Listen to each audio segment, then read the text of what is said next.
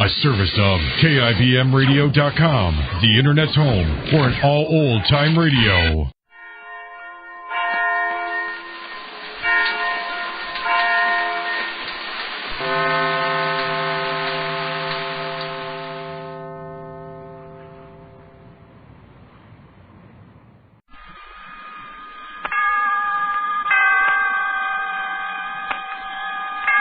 And now, Autolite and its 60,000 dealers and service stations present Suspense. Tonight, Autolite brings you Charles Lawton in DeMortius, a suspense play produced and directed by Anton M. Leader. Friends, the Autolite Company also presents the Autolite Stay Full Battery, a powerful package for practical people who prefer pep and performance. Why, Cornelius, the Autolite Stay Full Battery is so different, delightful, and lacking in thirst, it needs water only 3 times a year in normal car use. Yes, sir, Autolite Stay Full is the battery with the big, buoyant reservoir that needs water only 3 times a year in normal car use. An Autolite Stay Full battery has an extra ample sample of Aquapura. It's as full of H2O as a Florida orange is full of juice, a Texas grapefruit full of succulent sap. So, friends, here's the pitch. Be right with Autolite. Switch to an Autolite Stay Full battery tomorrow. And now, Autolite presents Charles Lawton in a tale well calculated to keep you in suspense.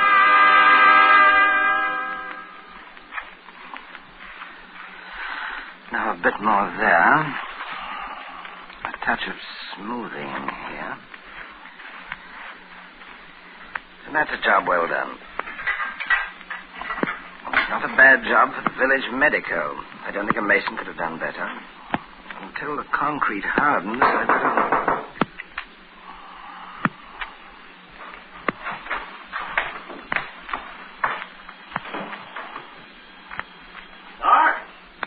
Dr. Rankin? Hello? Dr. Rankin?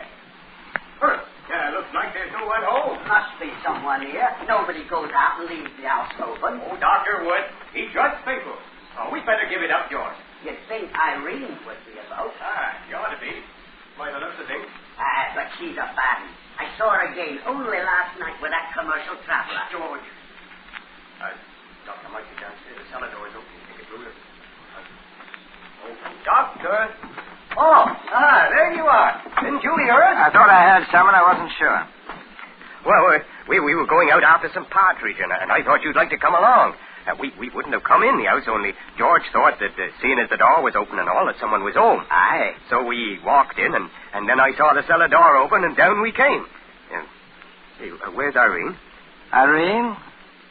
Oh, she's gone visiting. Oh, well, then let's go shooting. Wet concrete. Going in for a bit of masonry, Doc? There's been some water seeping up through this floor. It's an underground spring, perhaps. Underground spring? Why, Doc, I sold you this house, but I never heard of a spring beneath it. Doc, it looks as though Greg built you, it did. Not Doc, I didn't. You know when he came up from London a year ago, I could tell right away that he was a fine fella. When he and Irene wanted to get married, I sold him the best house in the village. Now, maybe it was only the rains, Greg. Well, I don't know. You certainly went deep enough, Doc. Hey, you see, you got a bit of clay on your shovel. That's 4 feet down, the clay. 18 inches, George. Not according to the maps. 4 feet, it says on the Sudbury maps. Well, there's no need to argue the toss. Let's get on with our fowling before the partridge gets tired of waiting, eh, Doc? Well, not today, boys. I've got things to do. Oh. Well, we might as well get along. How's Irene? Oh, she's never been better. She took the afternoon train to North Walsham. To North Walsham? Well, there's no afternoon train to North Walsham.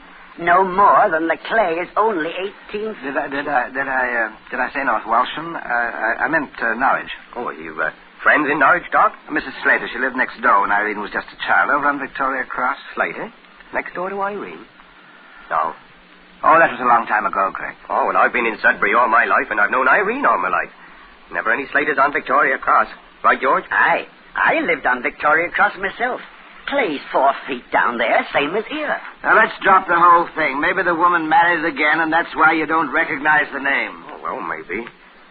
Well, you better change your mind about the hunting, Doc. Your wife's away on a visit. You just finished filling a hole in the cellar, and... Oh, Good heavens, Doc. You didn't. 4 feet down to the clay. That's what it is. What are you two fools talking about? Oh, it's not that you didn't have provocation, Doc. We know that. Provocation? Are you suggesting that you stupid fools, you go get the constable and let him start digging? Oh, now, hold on, Doc. It's not as if we mind. If it could ever be called justified, this is it. Aye. We could have told you. I warned you about the bad houses to buy, not half I did. But when it comes to marriage, well, we all knew, Irene. The Sudbury baggage. That's what we used to call it. And when a fine chap like you comes along and fixes to marry you, well, you want to say something, but what? But what, I ask you? It's not like buying a house, it ain't. I suppose I am rather old for Irene. Oh, you could be a young one and it'll be just the same thing, Doc. Well, not everyone wants the same thing. I'm a sort of a dry chap, and I don't open up easily. And Irene, well, you'd call her kind of gay. Aye, that's one She's word. no housekeeper, I know that, and that's not the only thing a man wants. She enjoys herself. That she did. And that's what I love about her. She's not very deep mentally. Well, all right, you can say she's stupid. I don't care. She's lazy, no system. Well, I've got plenty of system, enough for both of us. She's enjoyed herself, and it's beautiful and innocent, like a child. If that was all... But you two seem to know that there was more. Why, everyone knows it. George, you just tell him what you saw at the pub. Aye, you know me, Doc. I'm no pub crawler. I'm a single potter. But every night the past week, when I've gone in for my pot of ale, she's been there, and with that Harry Manning, the commercial traveller, who's been at the Lion. Everybody's seen her. The village will be on your side, Doc. Why? And not that it'll mean much if it comes to a trial. What shall I do? Well, we all make mistakes, Doc. You know, in a way, we got you into it by not saying anything before you married her. And the way I see it, well, it's sort of up to us to help get you out of it. That right, George? Still, there's such a thing as being an accomplice. No, not the way we'll do it. When we came in here, the street was empty, wasn't it? Aye. And we haven't been down in the cellar. You get that, Doc?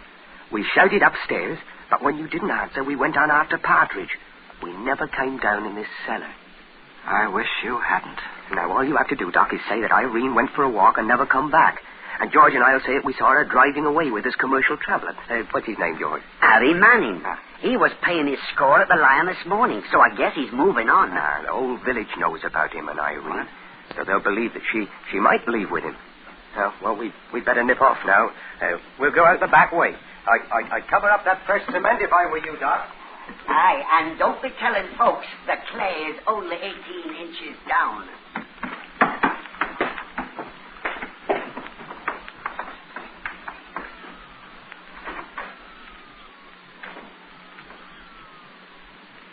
The whole village knows about this? Oh, no.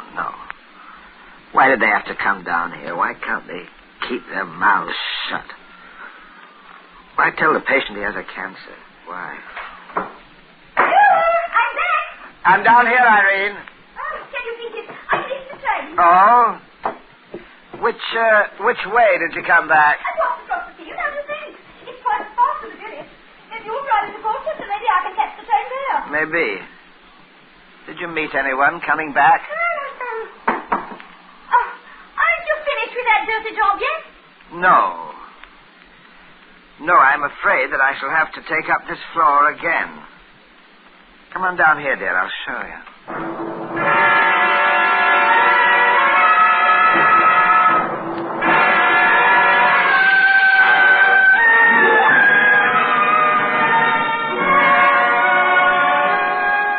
For Suspense, Autolite is bringing you Charles Lawton in radio's outstanding theater of thrills, Suspense.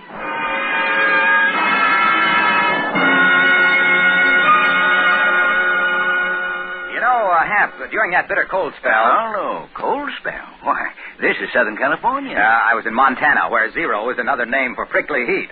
Well, I was telling a fellow about how to get summertime operation out of his car. By Cornelius, I said, get one of those Autolite Stay Full batteries with the extra liquid reserve. Friend, there's enough extra water in an Autolite Stay Full battery to irrigate Death Valley or make a rainstorm in the Sahara. Oh, not that much, huh? Grabbing his arm, I said, those Autolite Stay Full batteries need water only 3 times a year. Yes, sir, only 3 times a year in normal car use. And hanging onto his muffler... Muffler? Well, what kind? The double-chested kind in Montana. Oh. And I told him the extra plates in an Autolite Stay Full battery mean this rugged receptacle has a rapid response and a raft of reserve. And then I said, as the button pulled off his coat, Autolite Stay Full Batteries. Hello, that's my coat. Oh, sorry, Hap. Here's your button. Autolite Stay Full Batteries are just another one of the 400 automotive, aviation, and marine parts from one of the 28 plants of the Autolite Company. And now, Autolite brings back to our Hollywood soundstage Charles Lawton in DeMortius, a tale well calculated to keep you in suspense. There you are, Mrs. Green. Be sure you come back next week for another injection, and we'll have you feeling fit in no time. Well, how much will they be, these injections, Doctor? 3 shillings apiece, Mrs. Green. Now, there's no need to pay it right away. We'll see about that later. Oh, now, that's just like you. Always doing something for others. Would never have thought for yourself.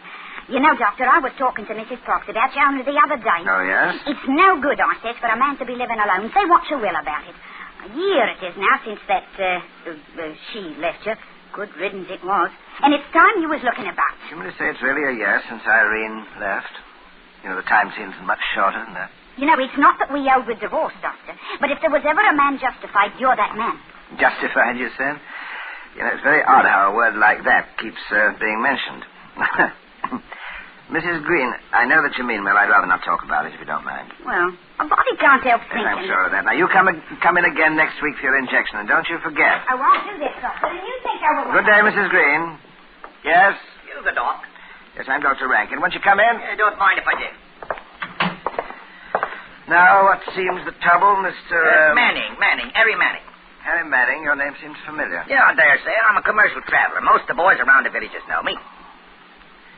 And a few of the women, I suppose. Well, I wouldn't say no, Doctor. You know how it is. I suppose I do. Now, what did you say was wrong, Mr. Manning? Well, I don't rightly know, Doc. Just feeling a bit under the weather. Hit me just as I was driving into Sudbury. So I looked for the nearest doctor, and here I am. So I see. Well, I think I'd better examine you, Mr. Manning. Would you remove your shirt, please? Yes.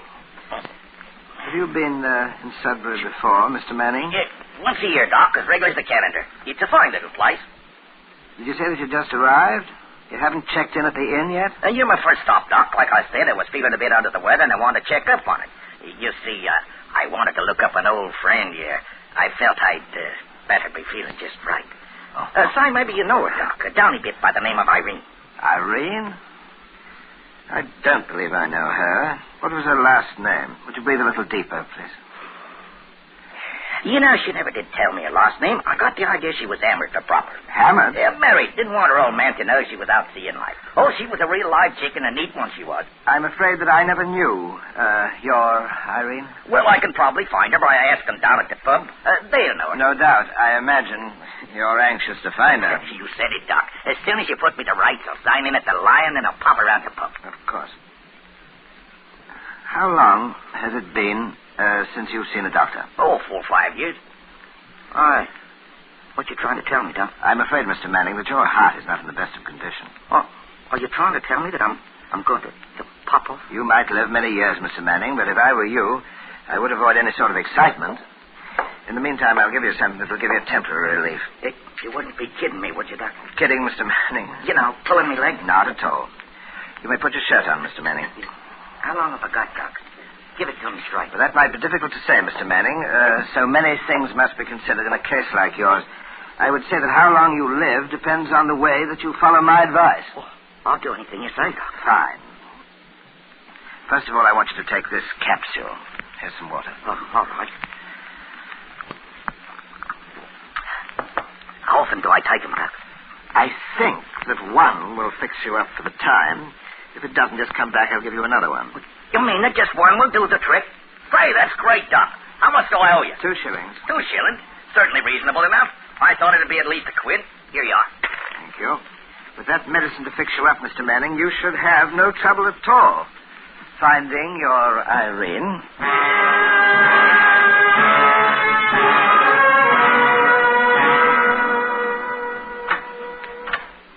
Are you busy, Doc? Hello, George. Come on in. Who was the bloke leaving your office before, Doc? He looked familiar. He's a commercial traveler. He said his name was Harry Manning. I could have... Harry Manning. He's the one. I believe that he is the gentleman that you and Greg have mentioned several times. What did he want? A doctor, strangely enough. He wasn't feeling very well. Did he know who you were? That I was a doctor, yes. No more? No. He'll be going straight to the pub, won't he? I imagine he will. Although I told him to avoid excitement, he has a bit of a bad heart. Aye?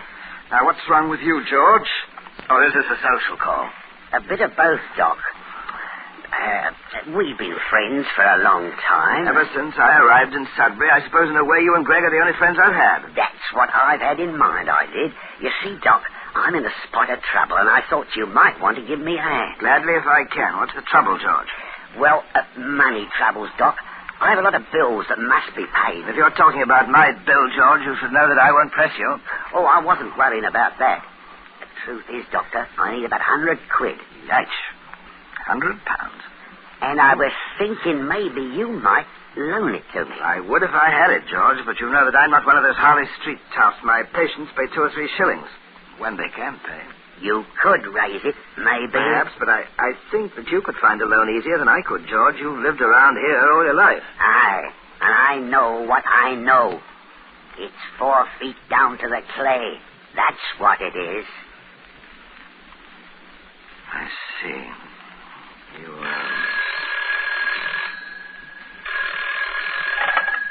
Dr. Rankin? Gregory here, Doc. Thought maybe you'd like to go out after some partridge this afternoon. No, Greg, I don't think that... Yes. Yes, I might at that. It's doing me good to get away from the office. And, George is here now. Perhaps you'll go with us. Would you hold on? It's Greg, George. He wants to go hunting. What do you say? What about my 100 quid? Oh, I think I can help you, George. What about the hunting? I don't care if I do. Fine. George will go with us, too. It'll be like old times, huh? Good. All right. Meet at my place. Righto. There's nothing like old friends getting together, is there, George? Aye. Especially when they can help each other. I'll get the money for you. Somewhere or other, considering the cause, I guess we might say that almost any method is justified.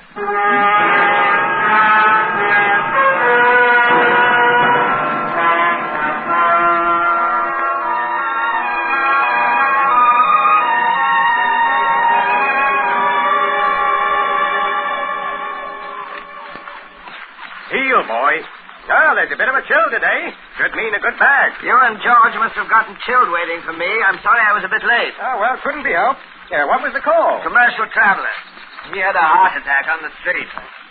That wouldn't be the same one that was coming out of your office today, would it, Doc? Yes, it was the same man. Well, fancy that. It'd be funny, Doc, if it turned out you gave him the wrong medicine by mistake. I never prescribe mistakes, George. You, might as well let the dog go, Greg. We're coming to a good spot. I'll bet off to the left.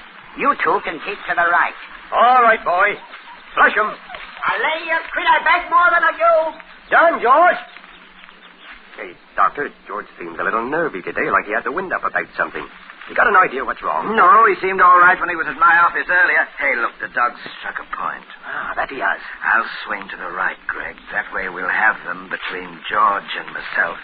And you'll have them in front. All right, Greg. Flush 'em, boy. Hey, Doc! George! I got 2 of them. Doc, that first shot. I think it hit George. What? Good heavens. George. Oh, only 100 quid. That's no cause to... I tried to stop you, Doc. I could see your gun wasn't swinging high enough. I thought I was aiming high. But I wanted to hit the birds before they scattered. God help me. Oh, Lord. Look at the blood on him. Well, can't you do something for him, Doc? I'm afraid I can't help him now, Greg. He's dead.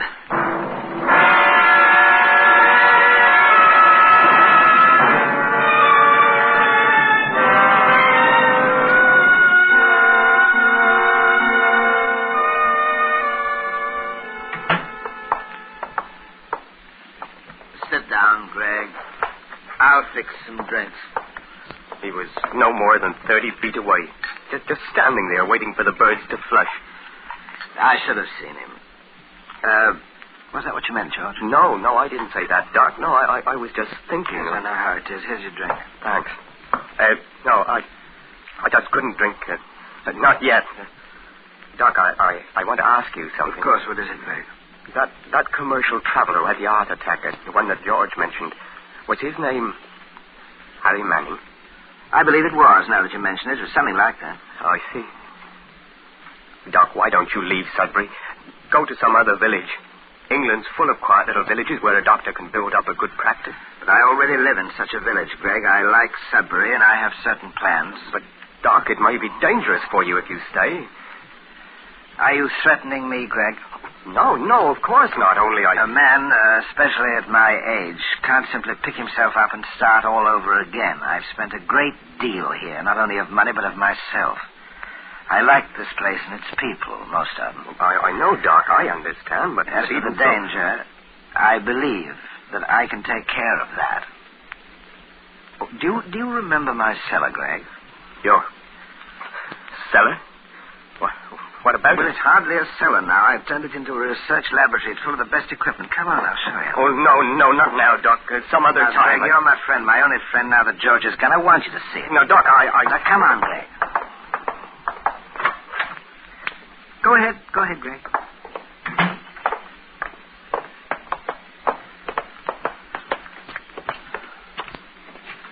Oh, you... What are you talking about? You haven't done anything to the cellar. It's just the same as it was that day. Here, I'm going to... Out! You done a what, Greg?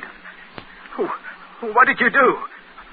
What did you stick with me with? A hypodermic needle, Greg. It's an honorable symbol of my profession. And don't try to leave, Greg. You'll never make the stairway. Now, you see... Have you killed me? Not yet, Greg. Now, do you feel that I have to kill you, that you know too much and you suspect even more? Got too many secrets to keep to yourself. Is that it, Greg? You did kill that commercial traveler. And then you got to worrying about what George and I knew. Mm-hmm. And so you killed George, and now you're going to kill me. I should have turned you in a year ago. Yes, you should have, Greg. You see, there was water seeping through the floor. I did find clay only 18 inches down. When you came in that day, I didn't know anything about Irene except that I loved her and was happy. What do you mean? You mean that Irene wasn't? No. Irene was not dead then. You see, Greg, if anyone is guilty of murder, it is you and George. You killed my happiness. It was you who killed Irene through my hand, and it was you who brought up the commercial traveler. Although it was my medicine, it was you who killed him, as surely as if you'd stuck him down in the street. But George! Now, George wanted to transfer his secret to his wallet. And you, Greg, when the secret became 3 secrets, you found it too heavy for you. Oh, you're mad, Doctor. You'll never get away with it. With all of it. I came to Sudbury wanting to serve it, to share the sickness and the poverty as well as the simple day-to-day existence of all of you. I asked no more than that. I wanted. Oh, please, quiet. I won't have you spoil things now. Dr. Rankin.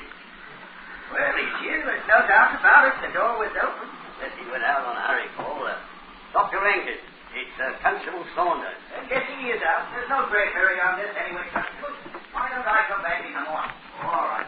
Hello.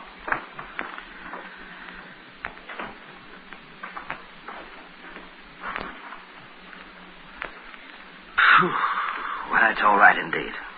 By tomorrow morning when they return, there won't be a trace of you left, and I'll be free and safe, and no one will ever be the wiser. What on earth, sir? I tell you, Jones, I saw the cellar light on just as we turned the corner. There. You see? The light under the door there. Well, what you want, sir? Must be down the cellar. Didn't hear it. Dr. Rankin? Oh, glad I raised you, Doctor. You forgot to sign the death certificate on that commercial traveler today. I say, what are you doing down there, Doctor? I'm, well, you might as well come down the rest of the way, Constable. And I'll show you.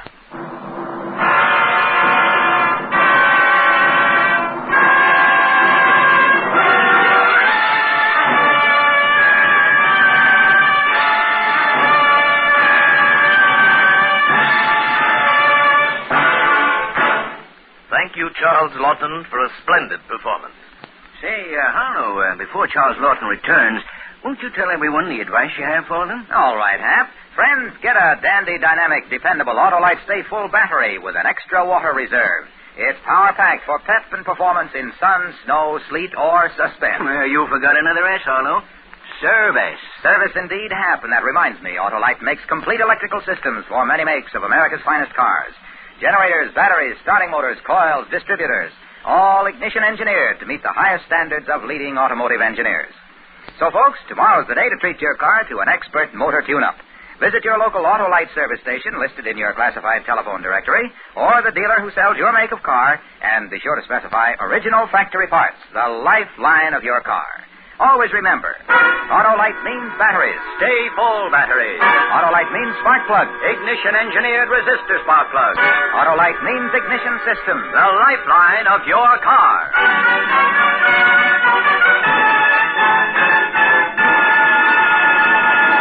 And now here again is Mr. Charles Lawton. I am very happy to have had this opportunity of working again with Tony Leader on Suspense again. It has meant working in a story which has been a favorite of mine. DeMortius has long been a well-loved story, but next week you will be hearing the story of a current novel, when radio's outstanding theater of thrills will bring you Miss Jane Wyman. Wonderful.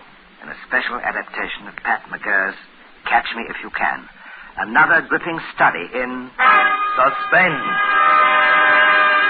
Charles Lawton will soon be seen in the A&T film production The Man in the Eiffel Tower. Tonight's suspense play was by John Collier and was adapted for radio by Ken Crossan.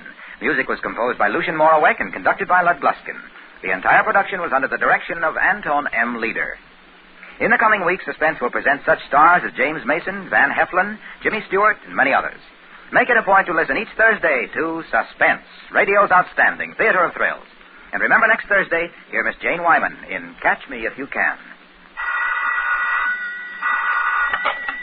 You'll find Autolite battery dealers listed in your classified telephone directory under batteries.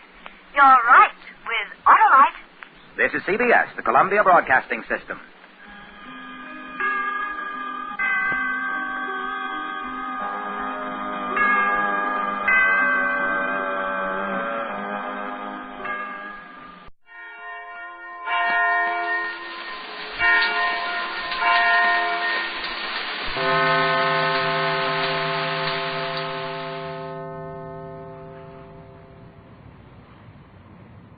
Arch Obler's Lights Out, Everybody.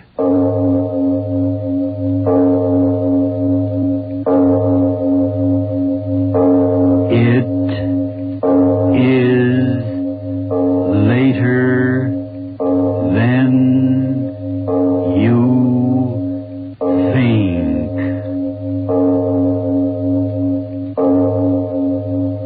This is Arch Obler bringing you another in our series of stories of the unusual.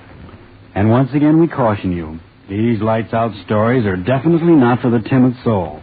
So we tell you calmly and very sincerely, if you frighten easily, turn off your radio now. Listen to me now, a few light years and generations ago, as I introduce to a very patient lights-out audience my peculiar play, Special to Hollywood.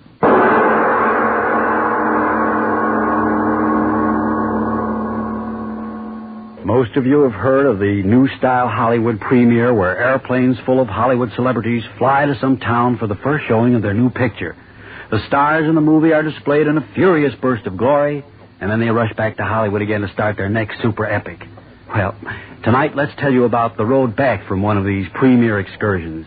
In this particular case, a most unusual road.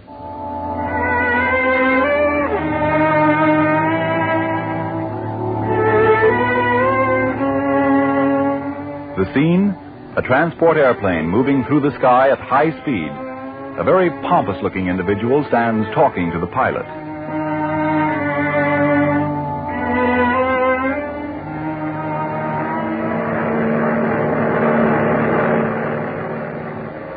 Now, look here, pilot. Can't you make this thing go faster?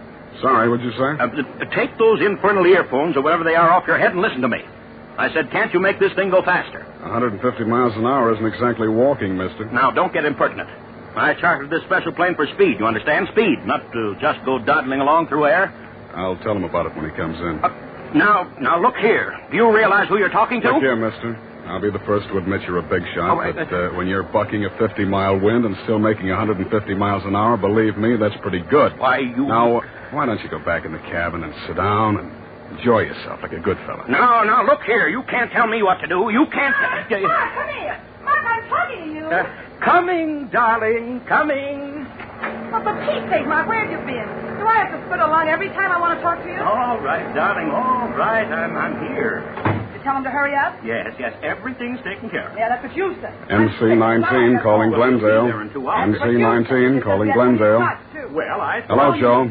How is it? I don't know why I went on this trip anyway. Yeah? Well, good publicity. Well, the farmers like it. I can sit in my own backyard and get all the publicity. Oh, yeah, everything's normal here. Don't Listen. Lona, darling me. Just tell me, where can I get a drink? Well, what are you good for anyway? Now, Yeah. look here, if No, not for that's me, only where would two you of be? them. Yeah, you And the tell third me. guy Well, starts everybody saying, in boy. Hollywood knows. Everybody? Who's everybody? Okay, tell him to get the studio brass band ready. We'll be setting down in a couple hours. Okay. MC-19 signing off. You heard what I said. How many times do I have to say it? You heard me the first time. If not for me being in it, that picture would stink so loud, the only way anyone could go see it would be with one of those gas things on their face. Oh, but darling, be reasonable. Any picture that nets $300,000 the first week. Because I'm in it, that's why. Because I am in it. Isn't that right, Bob? Huh? What'd you say? Oh, for Pete's sake, take your nose out of that racing form and listen to me, will you? Oh, listen yourself, beautiful. I'm busy. Mark, you tell me, how long do I have to put up with this lily imitation of a louse? Now, Lona, Oh, darling. it's all right, Mark. It's all right. I can take it. $1,000 a week. Mark, are you going to let him talk to me like that? Well, he hasn't said anything. He's reading my mind. Why, you two-bit little four-flusher, let me What tell do you mean, four-flusher? Why, if not for me shoving your name in every newspaper in the country, you'd be back in that laundry. Mark, did you hear that? Now, Bob, watch yourself. After you all... keep out of this. Fire him, Mark. Yeah, sure, fire me. Go on. So I'll go to work for Warner. Fire him, Mark. Yeah, fire me. Then I'll have some decent pictures to go to town. Throw him out. Baby turkey. Now, Bob, don't go too far. After all... Did you hear him? My picture's turkey. $300,000 the first week. Why? Ask me why. Exploitation, that's it. Why, without my publicity, you wouldn't be back in that laundry. You'd be in it. Why, you little squirt, you! I'll scratch your eyes out. You lay a hand on me and I'll slap you down to hell. Mark, do something. Huh? Oh, you're fired. You hear me, Bob? Fired. Why, you big bag of wind. Who do you think you're fired? Mark, throw him out. Why, I'll go to JB tomorrow. I'll have him cut your heart out. Fired, I tell you. Out on You're your not ears. a producer. What? You're a fugitive from that laundry that she used to work. Blacklisted him, Mark. Have him blacklisted. You can do it. Metro Bandit Wanger. I can walk into a dozen jobs tomorrow morning. I'll run you out of Hollywood. You'll starve to death and I'll kick you in the face. Yes. You'll get another job in Hollywood if I have to. That crazy pilot. What's he doing? Well, tell him to stop. Crazy fool climbing like that? Well, don't just stand there. Go on, give him the devil. Well, all right, I'm going. All right. Hey, you, pilot, you crazy? All right, mister. Have it climb. Storm ahead. Well, who cares about the storm? You get us home, do you understand? Okay, you're paying for it. Here. Message for you. Came over the radio. Oh, all right. Hand it over. What is it, Mark, for me? No, me. Yeah, me. What's up, huh? Mark, what's the matter with you? Mouth open like a fish. Read it. It, says that John Webster killed himself. Say. You're kidding. No, see for yourself. John Webster, young novelist, committed suicide 1 p.m. I never thought he'd do it. I didn't either. Killing himself just because we changed... Yeah. Oh. Are you laughing? Sure, why not? Now, Lona, darling, after all... After all what? Two wise guys, and neither one of you's got as many brains as the left side of my Pekingese. What? Okay, let's have it. You, the great Mr. Crane, the publicity wonder Cut boy. the needles, will you, and let's have it. Yes, Lona, what are you getting at? So he's dead. So instead of looking down your noses, you two ought to be standing on your heads. What? Oh, she's not. Oh, am I? The picture getting national release this week, and the sap who writes the words blows his brains out, and I'm supposed to cry, huh? Say, I get it. Call out the Marines. Lona, you mean that now he can't bother us with an injunction? Well, who's thinking about injunctions? He couldn't stop the picture anyway. You said yourself he signed away all the rights. Then what? Oh, Bob, you tell him. Oh, it's terrific. Mark, don't you get it? Huh? So we had the premiere in Chicago. So, all right, it's done. Don't you start in that again. Okay. It wasn't your fault. The director was no good. The film was no good. The cutters got the story loused up. The critics all had bellyaches. What's the difference? What the reason was? The picture was a flopperoo. It laid eggs all the way up and down State Street. Get to the point. I passed it already. Huh? Don't you get it, Mark? The author of the novel we made the film out of blows it top. Why? Ask me why. I don't have to ask you. The kid told me yesterday right in the hotel. Ruined his life work, he said. Yeah, that's what he said. But that won't be what I'll say. Huh? Well, who did you... Oh, for Pete's sake, Mark, shut your mouth and listen to the guy. For the first time in a year, he's got a good idea. My idea. That's what you think. Now, listen, Mark. With this angle, we can turn the picture into a gold mine. Well, say it. I'll say it. The reason that crazy kid killed himself was because the picture was so terrific. He was done. Finished. Yeah, his life work comes to life on the silver screen, so the boy genius bows out. Don't you get it? But that isn't true. Oh, for the love I mean, who'll believe you? It's crazy. Will you listen to the guy, Lona? Crazy. Sure, crazy. A story like that, no newspaper will believe it. Oh, won't they? How about if you have a letter the kid wrote you just before he, did it? That's all right. Uh-huh. But he didn't write me any such letter. Oh, Lona, you tell him. Look, Mark, what are you trying to do? Give an imitation of Dopey? Huh? Did the savvy kid have to write a letter? Aren't there plenty of guys you got at the studio who write you a letter like that for $10? Yeah, and give you change for $5. Aren't there? Oh, he's right. Why, the kid's bumping himself off's a natural. And who thought of it first? You tell me. Storm, what kind of screwy pilot we got? Oh, Mark, don't just stand there. Do something. Huh? Oh, all right. I'll talk. Bob, so dark. The light. Well, I can't find the switch. Oh, there. Mark, tell him to get us out of this. Gee, is it dark out there? You fatheads. I told you I didn't want to go to Chicago. Mark, tell him to get us out of this storm. Mark, can you hear me? Mark! I'll go. No, don't leave me. Listen, we're climbing. Climbing? So what does that mean? He's taking us up above the storm. Oh, why doesn't he hurry? I hate thunder. Mark! All right, darling, it's all right. Oh, what's all right? What? He's getting us up over the top of the storm. Yeah, like I told you. Oh, what did the buzzard get us into this for in the first place? Mark, if you don't get him fired out... There we are, in the light again. Will you look at those clouds down there? Oh, who cares? Oh, what I'd give for a scotch. We'll be home soon. You can't even see the ground. It's like a carpet from here. Hey, will you shut up? Who cares about clouds? Listen, Toots and Fritz, who's talking to you? Mark, did you hear what he said? No, don't start again, the two of you. I've had all I can stand these 3 days. You've had? Hey, will you listen to the guy? Who was pulled and pushed around from everyone from the Cicero fan club #1 to those slop-eared exhibitors to those lousy reporters? Hey, wait a minute. Huh?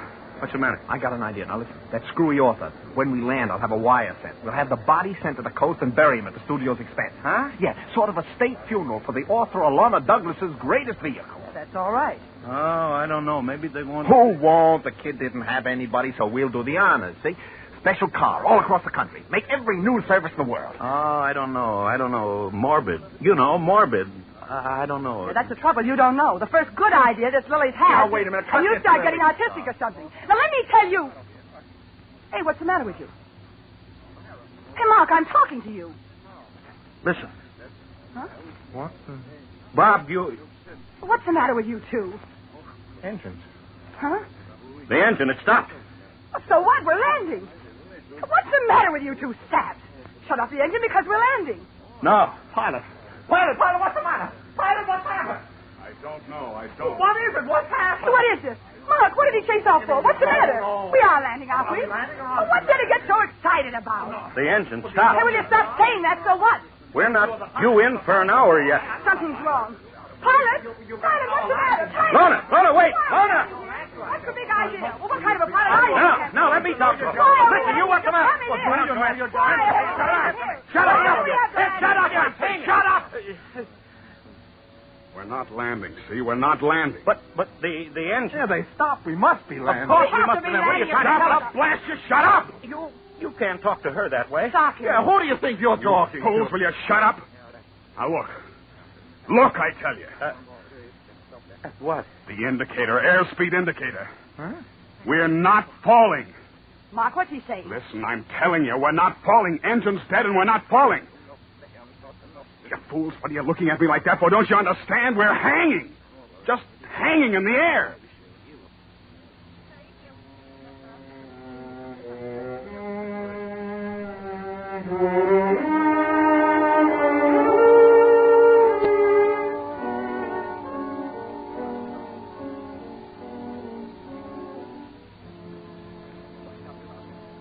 Hanging. Air. You dirty-faced buzzard. What are you trying to pull?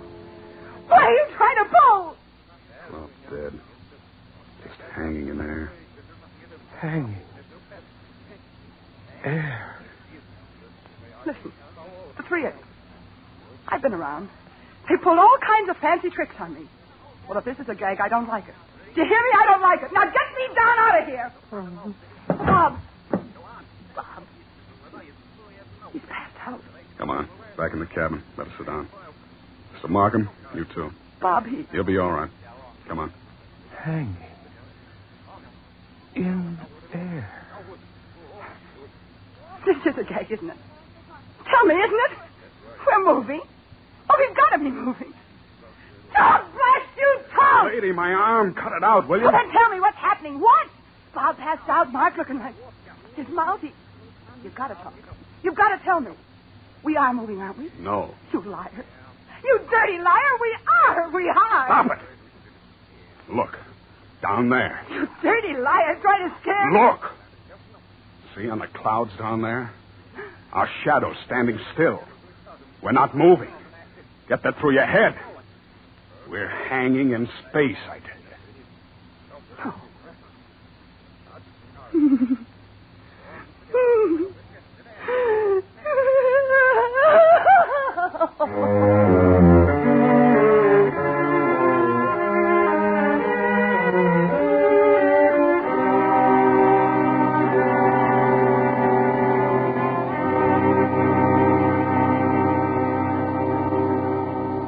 I'm all right. Just leave me alone. Hit your head. Leave me alone, I tell you. Be all sitting around looking at me for I passed out all right. You're all just as scared as I am. You know what you are. You, Mark, you're scared. Your face green. Answer me, you're scared, aren't you? Hanging. In air. There, you see, he's off his nut. You, Lorna, you're scared too, aren't you? Why don't you shut up?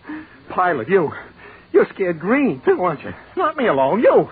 Answer me, you. Maybe I'd better shut you up. I'm scared. I'm scared. I'm scared. All right, Bob. All right. Oh, I don't want All right now. All right. Don't talk. Bury your head. Yeah, that's right. Pilot. Sam. Yeah? What time is it? 5. The radio? What's the use? Tried it 100 times. Dead as We're going to be. Don't listen to what you're talking about, Bob. Just try not to think. Sam? Yeah? How long have we been? An hour. Only that? Seems like a million. Watch says only an hour. Mark. Mark, listen. Mark, I'm talking to you. Hanging. In air. I wish I was like he is. Yeah. So scared, can't see or hear or think. Look. Hmm? He's gone to sleep. Bob. Yeah. Wore himself out crying. Funny, huh? Nothing's funny. Guess not. But I got funny thoughts in my head. What? A minute ago, I was thinking about when I was a kid. You want to hear about when I was a kid? Why not? Bob here and all the rest of the publicity guys have written so much junk about me being the only daughter of, poor but respectable small-town people. I almost got to thinking it was true. Yeah, would you believe it? I paid some wise guy over on Sunset Boulevard $1,000 for a coat of arms of the family to hang up in the hall. You know, one of those fancy shields with lions crawling all over it and things. Should have had a couple of beer bottles on it instead of lions. Yeah. You want to know my real name?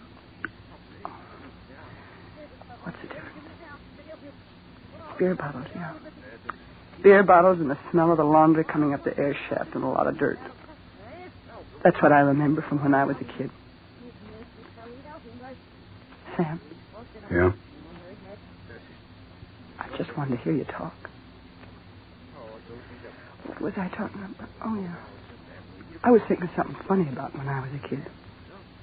When it was hot at night, I used to lie on my back on the roof, look at the clouds and make off I was just sort of hanging in the air. Honest, Sam, I'd want that. Funny now. Gravity. What? Did I say something? You said gravity. Why? I was thinking. What? Gravity's pulling us down. Well? I was thinking of what's pulling us up. There aren't any answers. No? No. No answers. When I was that kid, I found answers. Yeah, how to get along. How to get out of the smell and dirt. Real answers. They took me a long way. $5,000 a week, 5-year contract, no options. I did all right with my answers. Here's one answer I haven't got. Because there isn't any answer. Maybe there is. Yeah? Yeah. You listen to me. Supposing I listen to you. I don't know how to talk. Well, you just go ahead. For a whole hour, I've been trying to figure things out. So? There isn't any real answer. I mean, that adds up like a column of figures on a slide rule when you're trying to figure out the stress on a wing. Nothing like that, but kind of screwy ideas come to me. Why talk about it? Go on. I'm just a bozo. Ever since I've been able to stand on my own feet, everything's got to be able to add up or it just doesn't mean anything to me. But when I was a kid... Well, when I was a kid, I really had the, like you said, the poor but respectable parents. You know, the kind that believed in somebody up there and somebody down below and good and evil and all the rest of it. Funny, you thinking about when you were a kid, me thinking the same thing. you said you had the answers. Yeah, it's like this. I heard the three of you talking all the way from the coast of Chicago and now back again. Talking about nothing but yourselves. Each one of you. Nothing meaning anything but yourselves. We weren't like this up here. I know I wouldn't be able to say this, but... Well, why not say it? You making more money in a week than the average guy with a family sweats out his insides for in a year. But instead of the money making you understand anything, it's made you understand less than a blind kid walking in the dark. Everything's for you. The world's just a big movie screen. Everybody in it just there to sit up and look at you. Yeah, I heard. Somebody wrote a book. You bought it, made a picture out of it. Maybe it was an honest book, but you didn't buy it to be honest. You bought it to make dough. So the kid blew his brains out, and even dead he couldn't get away from you. Yeah. You were going to use his dead body to make you more money. Yeah, dead or alive, nothing means anything to you. There's no world, it's your screwy world. Everybody all over the world can crawl on the ground, hiding from bombs, can be starved and watch their kids starve and die on barbed wire, fighting for something they don't know much about, and drown in the sea, and it don't mean anything to you. None of it. As long as each of you can hold on to what you've got. Yeah. The three of you acting as if you weren't made of the same flesh and blood as the rest of us. As if making a lot of money and seeing your name in the paper a lot and getting a lot of applause took you right off the earth. Maybe something or somebody decided you weren't fit for the earth. Maybe. You crying? No. You asked me. I told you. I was in a picture once. The girl got in a jam. She didn't know how to pray, but she started to pray. Well, that was in the picture. This is real, isn't it? Yeah. If anybody told me a couple of hours ago that all this... Mark sitting there out of his head, Bob. Me sitting here listening to the kind of thing You asked me, I told you. You told me. It was a lousy trick. Hmm? About that kid who died. I'm sorry about that. even thinking about it. The engine. We started again. We're in a dive. I gotta get it. Mark, Bob. We're moving again. Mark. It's all right. Everything's all right. Oh, Mark, Bob, wake up. Step out of it. You hear? Everything's all right.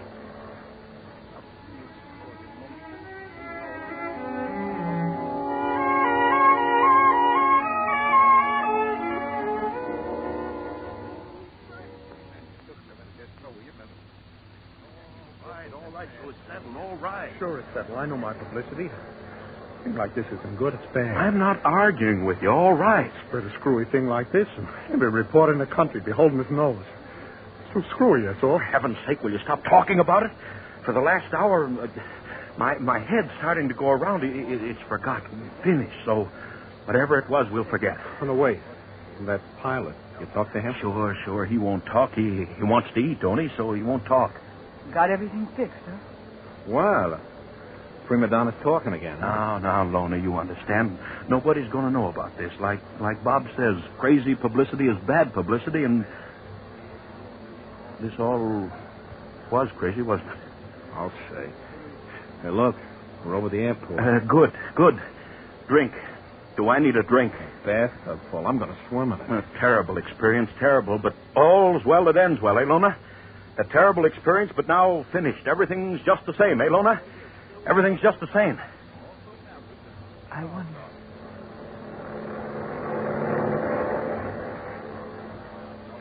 MC-19 coming in. MC-19 coming in. Hello, Joe. Yeah, I had a little trouble a while back. Yeah, engine trouble.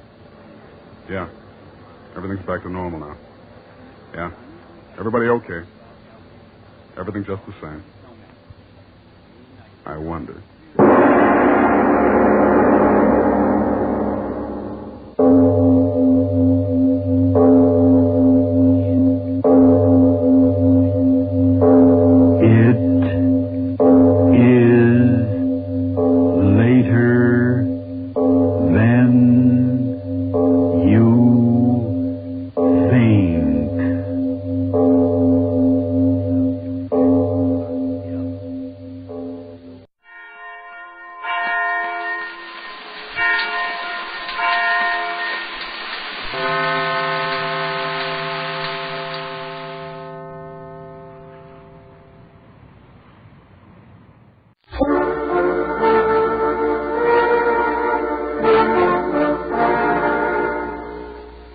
Unsolved Mysteries.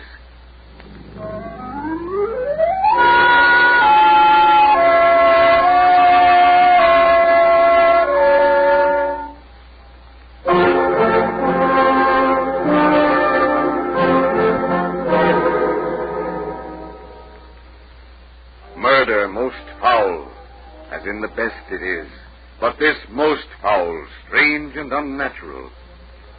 Had William Shakespeare penned these lines about the murder in the Rue Morgue, his description could not have been more fitting. The murder in the Rue Morgue was not only strange, it was incredible. It was impossible, yet it was.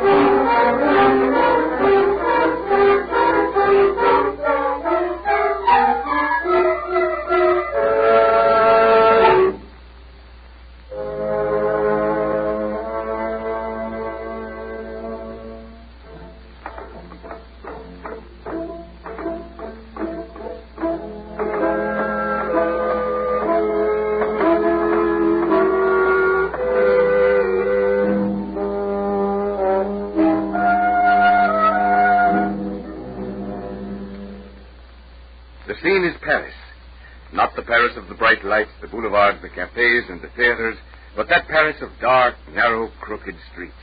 That Paris in which murder is no stranger.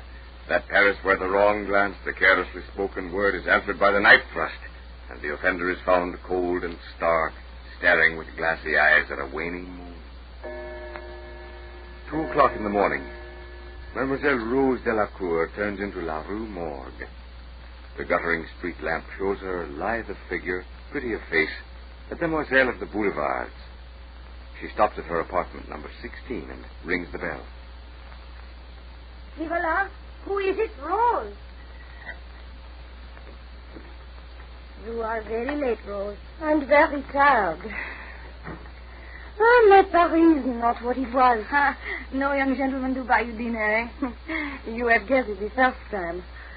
No, but I am hungry. Oh, come with me into my room. The coffee is hot.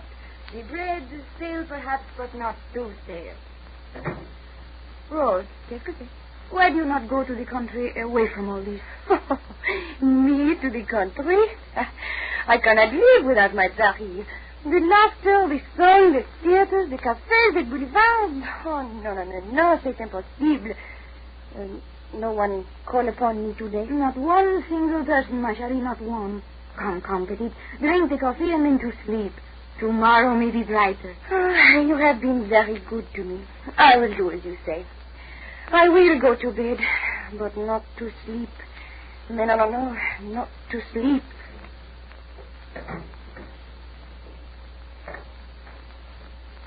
Slowly, Rose Delacour makes her way up the creaky, rickety stairs.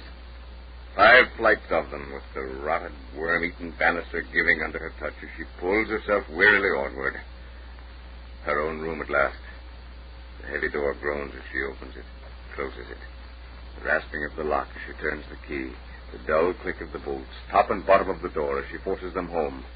The one window with its leaded panes of glass slams as she closes it and turns the catch that locks it in place. Dreary silence, broken only by the hammer-like clicks of the old clock as Rose undresses and gets into bed. A puff, and the candle is out, its dying flare showing a wisp of smoke curling ceilingwards.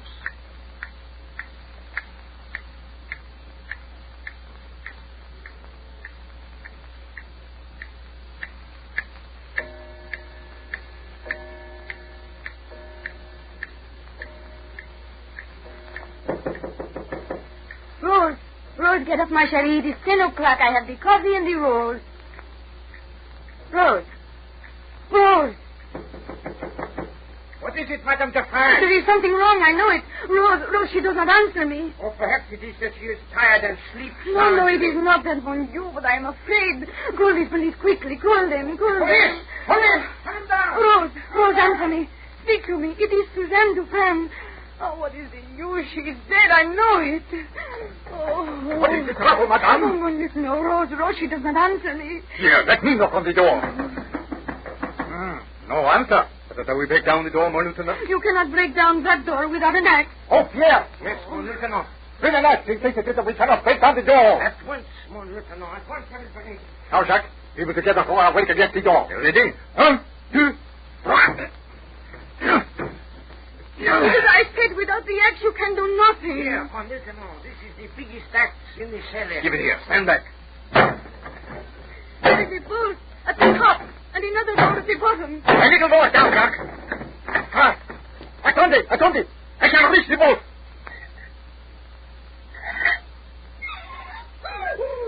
Sacré. And through the heart. Did not leave the knife, either. This was no knife. Grâce à Dieu, no. Damn it, a sword or something. Right through and 4 inches into the knife rest. Oh, ma chérie, oh, she's dead. Oh. Here, take Madame out of the room. We will, mon lieutenant. Come, Madame. Send for Monsieur l'Inspecteur. But yes, I will certainly. This is very strange, my lieutenant. The window is locked on the inside. Impossible. Impossible, Lieutenant, it is. He or she could not have come in and gone out that way. It is 60 feet above the ground. Nothing to hang on to. No way to get in or out, and no mark on the window. The door, both the top and bottom. Whoever did it could have turned the key in the lock, but the bolts, no. One could not shoot the bolts after leaving the room. The chimney? Not that way either, mon lieutenant. It is, if anything, smaller than usual. You see, a tile chimney, not even large enough for a cat. Nothing bigger than a bird could get through that chimney. But somebody somehow got in here, kill Rose, and get out again. Madame! Yes, one would know. Who came in here last night with Rose? No one, not one single person. You are certain? Oh, but yes, Rose came home at 2 o'clock. She rang the bell. I myself opened the door. She drank some coffee in my room, and then she came upstairs. I watched her go. No one could get into the house without passing your room? No, impossible. Pierre looks over the house before 10 o'clock. Then at 10 the door is bolted, and no one can get inside after that without me, Madame Dufresne, seeing them. Then whoever committed the murder must have got in before that and hidden in the house. Oh, but he could not get out again. I have the key to the front door. And anyway, that will not explain how he got into Rose's room. And it does not explain how he gets out again, holding the bolts on the inside. Sacre bleu, but never before did I see anything like this. No cue, nothing. A bolted door, a locked window, 60 feet above the ground. Impossible to happen, but it does happen. Come, Jacques, we will go to the Sûreté. And Monsieur Lecour will work on this case. But neither Monsieur Lecour nor any of the other brilliant minds of the French police could find any clue upon which to start an investigation. The apartment was searched, almost torn apart in an effort to find a trap door or secret passage. Nothing. Nor the suggestion of anything. Always a bolted door, a locked window. 2 weeks later, Monsieur Lecour is seated in his office at the Sûreté talking to the lieutenant. Bonjour, Monsieur Lecour. Sit down, mon lieutenant. Merci, monsieur. No further development in the Delacour case? Nothing, monsieur. I have combed the underworld of Paris, hoping for a chance where a single thing that one might call a clue. Had she any enemies? No, monsieur, not that I can find. No money. Nothing to be robbed. Un pauvre demoiselle de boulevard. Not worthy of such hatred or such careful planning. You had someone watching at the morgue when Rose Delacour was laid there? Oui, monsieur. Nothing but the usual morbid crowd. No known underworld character. And besides that, everyone that I have picked up at it questioned the as an alibi. What that now? You have no suspicion of Madame Dufresne? No, monsieur. Besides, no woman struck that blow. Granted. But she could have admitted the murder and let him out again. That still does not account for the door bolted on the inside. Mais oui, of course, mon lieutenant. Always we come to the door bolted on the inside. Always, monsieur. Till my dying day, I shall find myself face to face with that stout oak door, bolted top and bottom. That heavy glass window, locked on the inside. And Rose Delacour lying there staring unseen at the ceiling. And today, almost half a century later, when the Paris police discuss the murder in the Rue Morgue, they come face to face with the same problem. The locked window, the door bolted top and bottom on the inside. Out of deference to people who are still alive, character names in these unsolved mysteries have been changed. Inasmuch as any solution must of necessity be supposition, liberties of time, place, and character exist in the solution that will be presented after you have heard from your sponsor.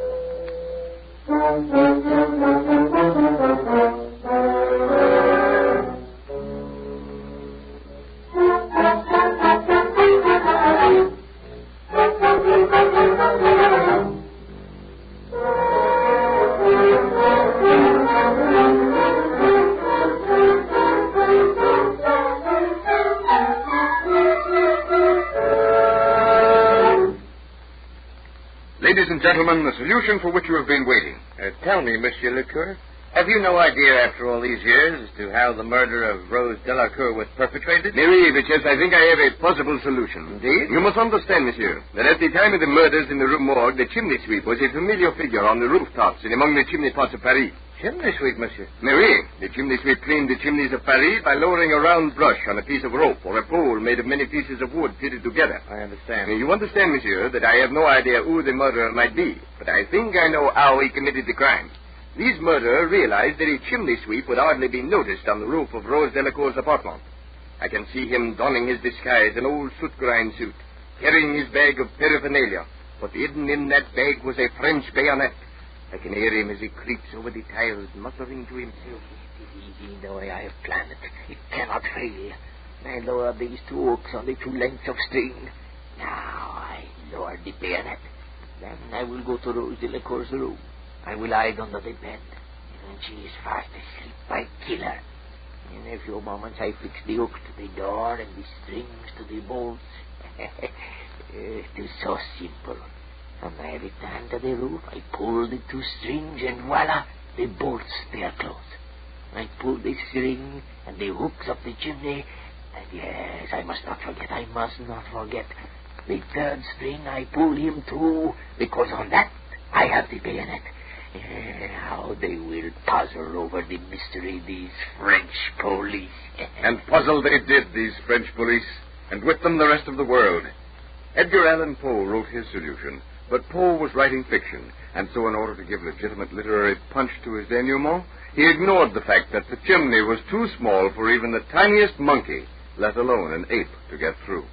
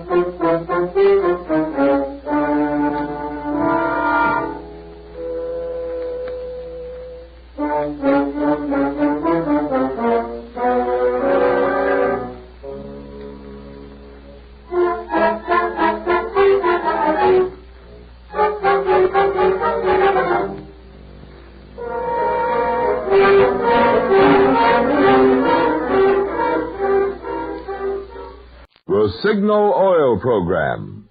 Yes, the Signal Oil Program. The Whistler.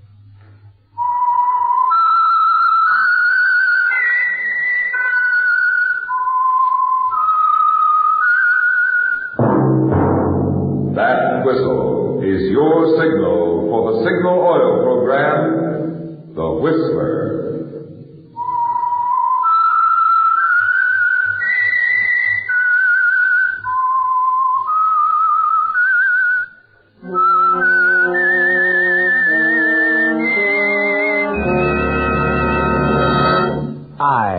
The Whistler, and I know many things, for I walk by night.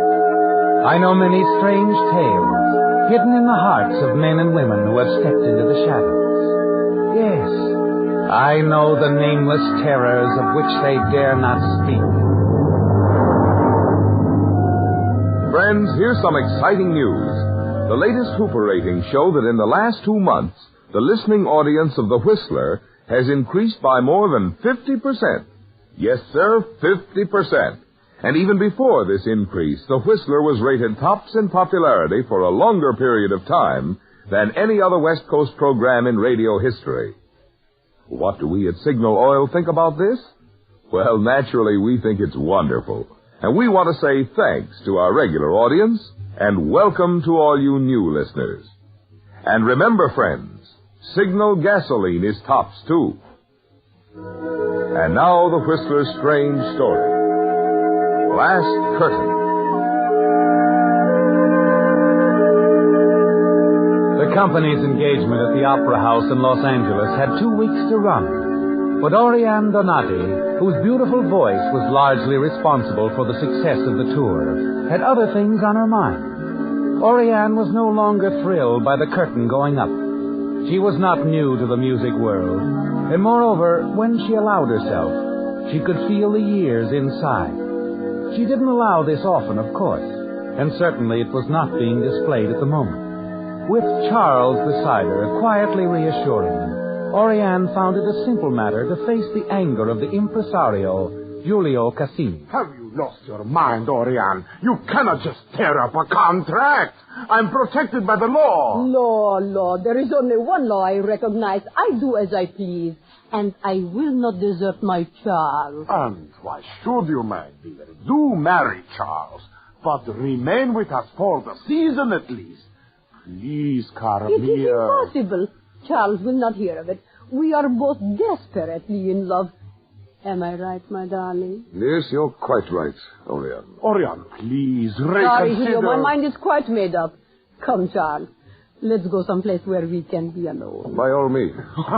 All right, play your games, but if you want my advice... It was rather unpleasant, dear. Julio, he only thinks of the money he will lose. Enough of him, though. Do you really love me? Don't you know? Yes, I suppose I do. That was nice, darling. Now I must go to my dressing room. Can you amuse yourself for a little while? Yes, but do hurry back.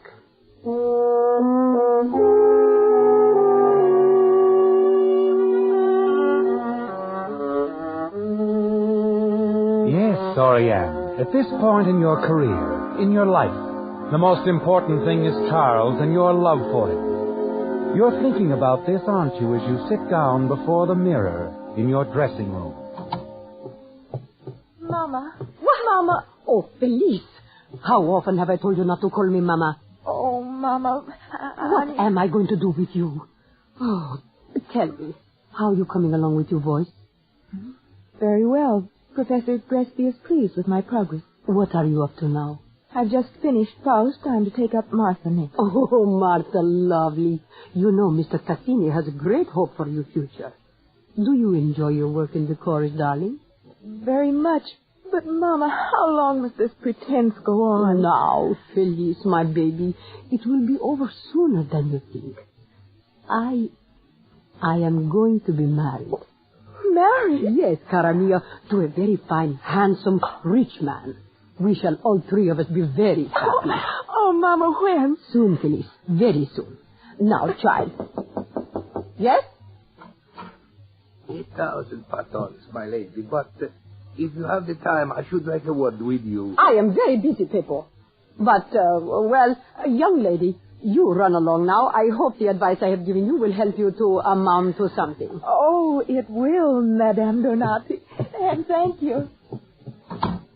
Well, what is it, Peppo? Please, Madonna, is it true what they are all saying, that you are leaving us, being married? Yes, it's true. Oh, no, my lady, no. You must remain. The opera needs you. The opera? Go away, old man. Go to your world of props where you belong. You fatigue me. Oh, you grieve me, Madonna. True, I am without physical grace and beauty, but, oh, please, in my heart there is love. Love? Love indeed. Go away, buffo. Go down to your room where you belong and stay out of my life. Stay out of what does not concern you.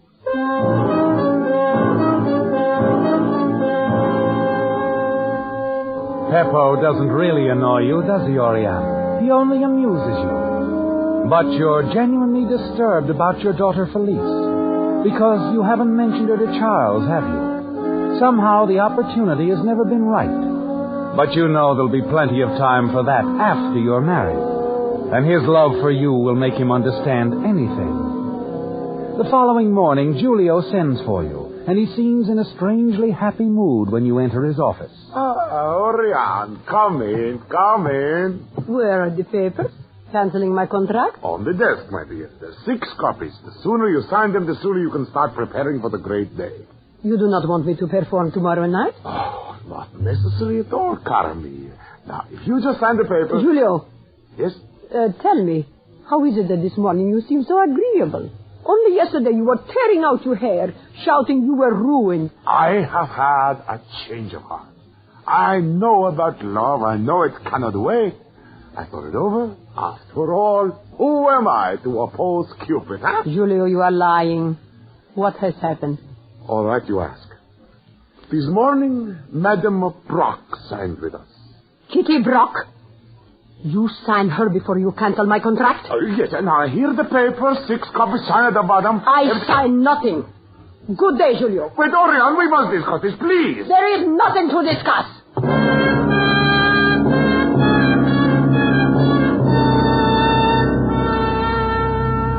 The thought that Julio has taken you at your word about leaving the company infuriates you, doesn't it, Oriane? That he would sign someone else before you've even given the final release on your contract. And of all people for him to choose, Kitty Brock, a woman you've never liked. Since you refused to cancel your contract, you continue to sing your roles. Then a few days later, you learn even more about Kitty. It's during a lull in the rehearsal while you're standing in the wings that Peppo, the property man of the company, whispers the unpleasant news in your ear. My lady. Huh? You? What are you doing sneaking about? I would like to tell you how pleased I am that you remain with the opera after all. Oh, go away, Peppo. No, it is a wise decision you make, Madonna. That Porco is not worthy of you. Porco? How dare you speak of my beloved in that manner? Go about your business, wretch. I must sing in a moment. Yes, my lady, sing. Give your love to music. Do not waste it on him who deceives. Deceives? I speak the truth, my lady. It is him whom you would call husband that deceives you. He has been seeing her these past weeks. I know. I followed them. Her? Who? Speak up. It is the other. The one with the voice of a goat. Kitty? Oh, no. Peppo, if you speak falsely, I kill you. No. I speak the truth. Please. Even now, this very moment. Look. The third box to the left. They're together. Oh. Do you see, Madonna?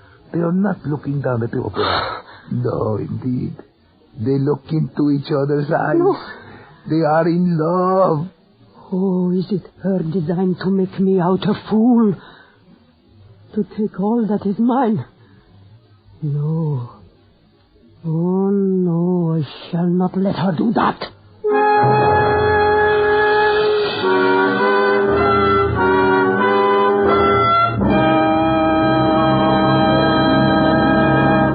With the prologue of Last Curtain, the Signal Oil Company brings you another strange story by The Whistler.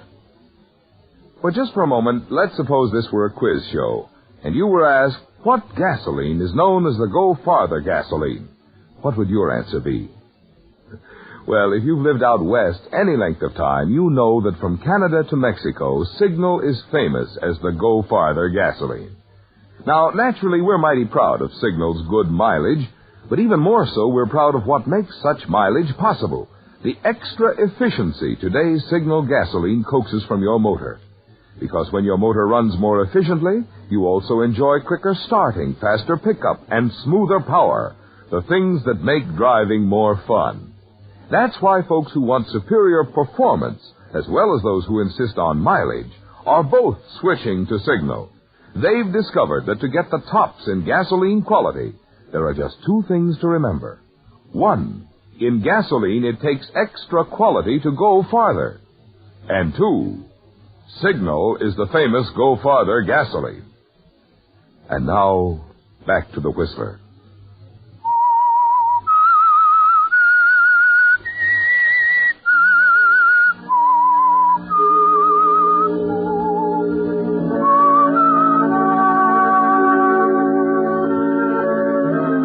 The worst has happened, hasn't it, Oriane? Charles and Kitty. The shock of it keeps you confined to your hotel rooms all the next day, and the evening's performance goes badly. And the day after that brings angry words between you and Julio when he tells you that Kitty Brock is going to sing your role tonight, regardless of your contract. Later, the odd, strangely devoted little Peppo comes to your dressing room. My lady. Peppo, please, let me be. Madonna, I beg of you, listen to what I have to say. Oh. Look, after tonight, Madame Barak will bother you no longer. What are you saying, Peppo? In the room where I keep my props, there is a mirror. A mirror especially created for the use of Madame Cazzana. A mirror? Yes. But, such a mirror. And so practical. You see, it was purchased for Madame Cazzana nearly 20 years ago by a man who was madly in love with her and very jealous. Oh, come now. You are speaking in riddles, old man. Explain yourself. Well, the mirror, the glass, was treated in such a way that a high-pitched trill or vibrato would instantly explode it in one's face. A just reward for vanity, Madonna, would you not agree? Especially if one is accustomed to singing into one's mirror, like the good Faust Margherita. How is that you have come to possess this mirror? Madame Cazzana was in love with another, so she gave the mirror to me. You're dreaming, old man. If you were telling me the truth, you could not know of the mirror's treatment. Cazzana herself did not know. But I do know. The jealous lover told me. When Cazzana sang Margherita, and the mirror did not explode, the man came to see why. When I told him I had the mirror, he begged me to give it back for fear some innocent one would be hurt. But you kept the mirror? Yes. I was certain that someday it would serve its purpose. Oh, get out of here, people. So, this then is my reward for offering you happiness. I told you to leave, Peppo. Very well, my fine lady. But the next time, you will come to me. Really? You think no, Madonna? I shall be waiting for you downstairs in my room with my props where I belong, where all the ugly things are kept.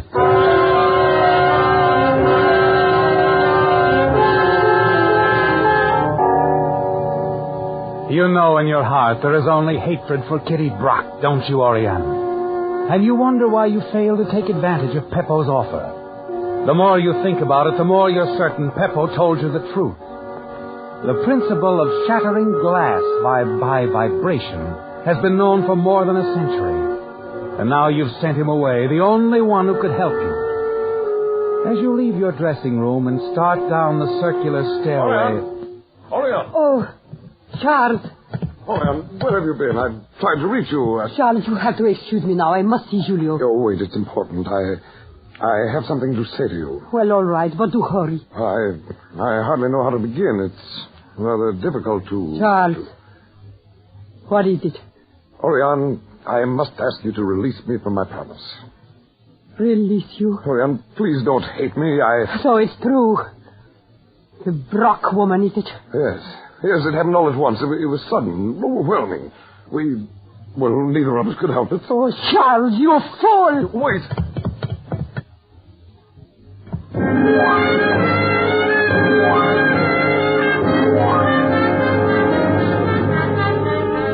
It's finally happened, hasn't it, Oriana? You've lost everything. Though you're still under contract, Julio has replaced you in the company. And now Charles has rejected you.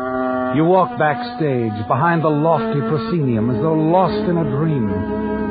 As the hours pass, you can concentrate on only one thing, one person, Kitty Brock. She's the cause of it all, isn't she? Then in the distance you hear the chorus rehearsing for tonight's performance of Faust. Concealed behind a flat, you watch your daughter Felice as she sings, so young, so alive. Then another voice becomes audible. Kitty Brock rehearsing your role. The role of Margherita. Her voice taunts you, doesn't it, Oriana? You begin to tremble with rage. And then a thought flickers through your mind. Jewel song. Margherita gazes into a mirror. A mirror.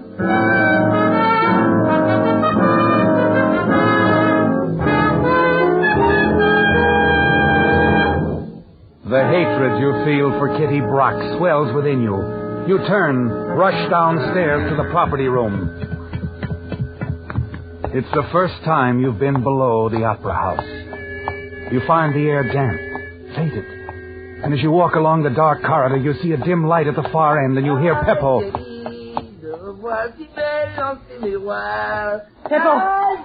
Peppo! Oh. It is the fine lady come to visit Peppo, huh? What an honor you accord me. Peppo, I am in need of your help. I have no time to lose. I must have the mirror. Peppo, please give it to me. A moment. For what reason do you want it? For what reason do you think? The Brock woman. She has robbed me of my fiancé, my position, everything. Everything, my lady? Or is it just that she has robbed you of your lover? Are you going to give me the mirror? Yes, I will give you the mirror. Take it. Thank you. And then now, Peppo. Yes? You leave the building and stay away until after the performance tonight. Oh, but Madonna, Mr. Cassini, what will he say when he asks me? What shall I say? You were called away suddenly. Somebody in the family was ill. Anything, I don't care. It will be safer. If you are not here, they cannot blame you. An accident. Someone picks up the wrong mirror by mistake. Yes, I understand. Yes, I will go immediately. You watch Peppo back out of the room, twisting the tattered cap in his hand. The moment he's gone, you pick up the mirror. Quickly, you slip it under your wrap and hurry to your dressing room. You put in a call to Union Station, reserve a compartment on the late train to New York. Moments later, you're backstage, to the left wing, where the garden sequence paraphernalia is set and waiting. You hurry to the jewel box on the table. Quickly, you remove the mirror from the box. Replace it with the deadly one you got from Peppo. Yes, Oriane. In a fraction of a second, the deed is accomplished.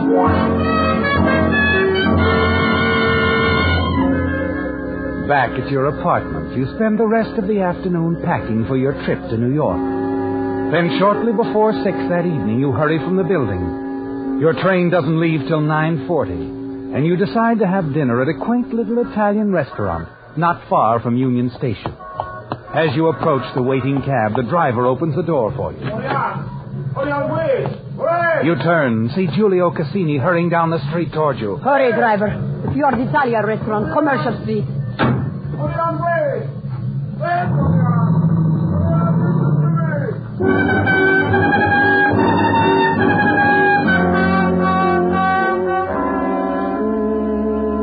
You're relaxed, aren't you, Oriane? Hours later, as the train pulls out of the station, you lean back in your chair, give yourself up to the slow, hypnotic rhythm of the wheels on the track. Wheels that every moment take you further away from the opera house, where the performance is now in progress. Suddenly, a picture flashes through your mind. The opera, Kitty Brock and the Jewel Song. You can see her now, can't you? Singing into the mirror. You can almost hear the high-pitched trill and then the glass shattering.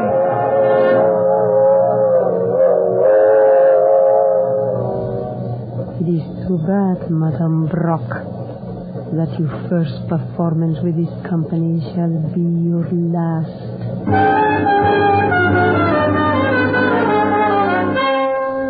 About 10 o'clock, you step out of your compartment, start down the narrow corridor toward the club car, and then suddenly your ears become alert. Your brain starts spinning wildly as two voices emerge from a compartment up ahead. Oh, come along, darling. That's Kitty Brock's voice. What is she doing on this train? A moment later, you see her step into the corridor, followed by Charles. You stand there dumbfounded, unable to move, unable to think. Kitty, don't you think we ought to wire Giulio? When we arrive in New York, we'll be soon enough. Do you think he'll be mad because we eloped? Missing the performance tonight, I mean. He'll be furious, of course. But who cares? I doubt very much if Oriane will ever sing for Cassini again. That's true, I suppose. Well, it's Felice. She's quite good, you know. Felice? Who is... Oriane's daughter. You didn't know. Felice. Felice. Oh, no. Oh, but Miss Felice will have to sing. She's the only one left who knows the rules.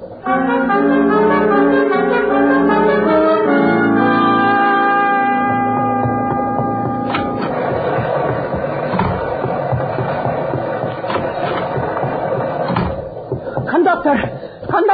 Yes, ma'am? I must get off the train immediately. You must stop. Oh, I'm sorry, ma'am. I've got to get back to Los Angeles. Well, we'll be in Pasadena in a few minutes. You can get off there, take a cab. What time is it now? 10 minutes after 10, ma'am. All right. I get off at Pasadena.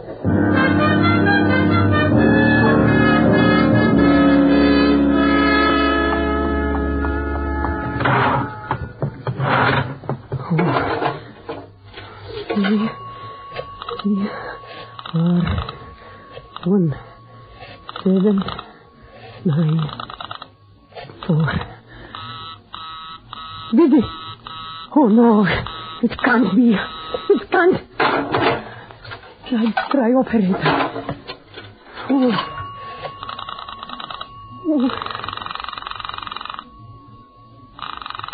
Who was keeping the operator? Operator, I'm trying to reach Creston 1794, but I keep getting busy signal. Will you check that for me, please? That is a toll call, madam. Oh, hurry, it's important. The number is Creston 1794. Yes, do hurry. One moment, please. Oh. What's taking her so long? Operator! I've got to reach Felice. Hello? Yes, operator. Creston 1794 has been reported out of order. Out of order? I'm sorry if you'll place your call later. But it's important. I must get through somehow. Please, is there anything you can do? I'm sorry, the line is out of order. Oh!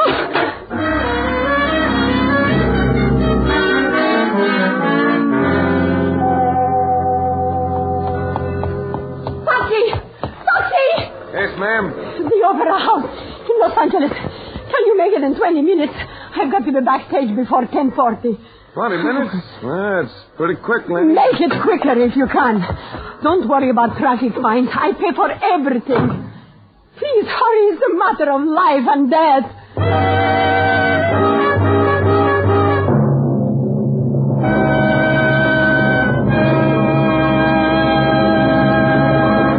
The Whistler will return in just a moment with the strange ending of tonight's story.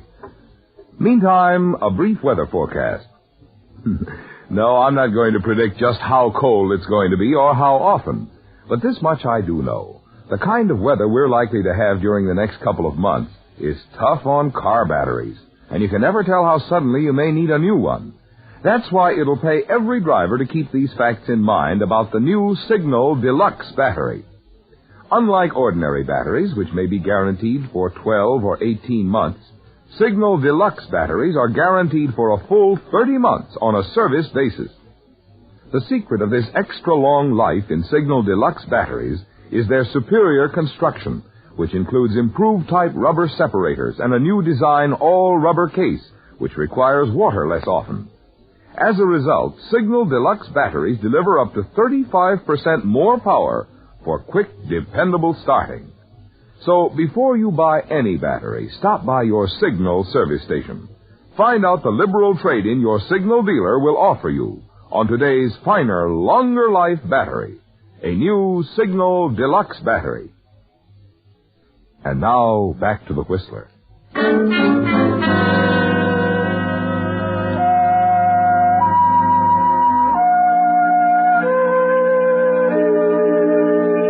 It's a race against time, isn't it, Oriane? The minutes tick away, precious minutes. And finally your cab roars into downtown Los Angeles. You must reach the opera before the jewel song begins. Before your daughter Felice, as Margarita, sings into the deadly mirror you had hoped would shatter in Kitty Brock's face. Then as you're within half a block of the opera house. Driver, what's the matter? Why are you stopping? Sorry, lady, I can't run over the car in front of me. Can't you go around there? Sorry again, that's impossible. All right. Here's your fare. Keep the change. I run the rest of the way. I must get backstage before 10:40. Well, lady, you can't get out here. Be careful.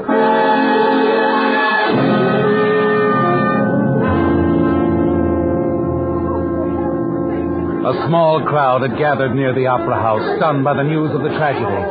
They saw Giulio Cassini slip out the side entrance with Felice Donati. They watched the sobbing girl, a handkerchief covering her face, being assisted toward the waiting ambulance. Now, my dear, everything will be all right. Please, let us through. Here, let me help you. Please. Giulio. Take it easy, Felice. Now, we're all right.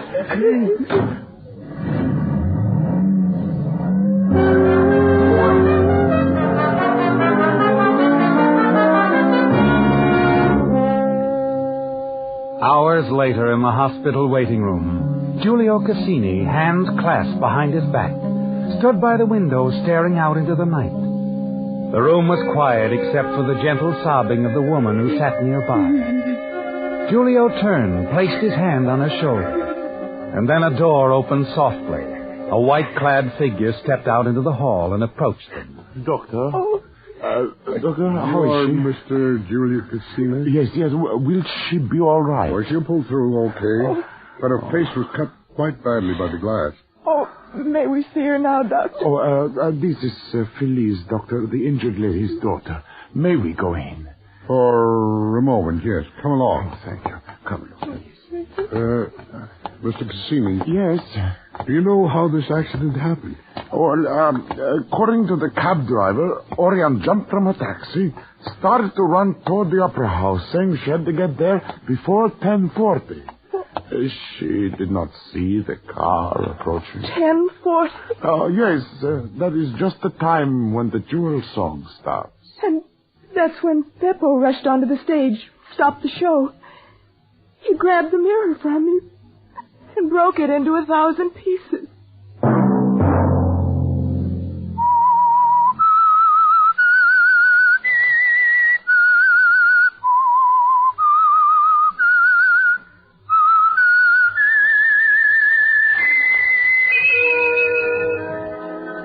Let that whistle be your signal for the Signal Oil program, The Whistler, each Sunday night at this same time. Brought to you by the Signal Oil Company, marketers of Signal gasoline and motor oil and fine quality automotive accessories. Signal has asked me to remind you, to get the most driving pleasure, drive at sensible speeds, be courteous, and obey traffic regulations. It may save a life, possibly your own.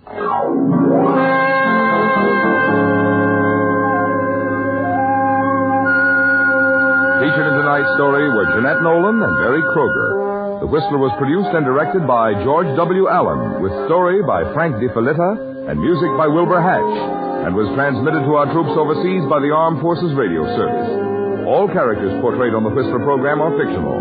Any similarity of names or resemblance to persons living or dead is purely coincidental. Remember, at the same time next Sunday, another strange tale by The Whistler. Marvin Miller speaking. This is CBS, the Columbia Broadcasting System.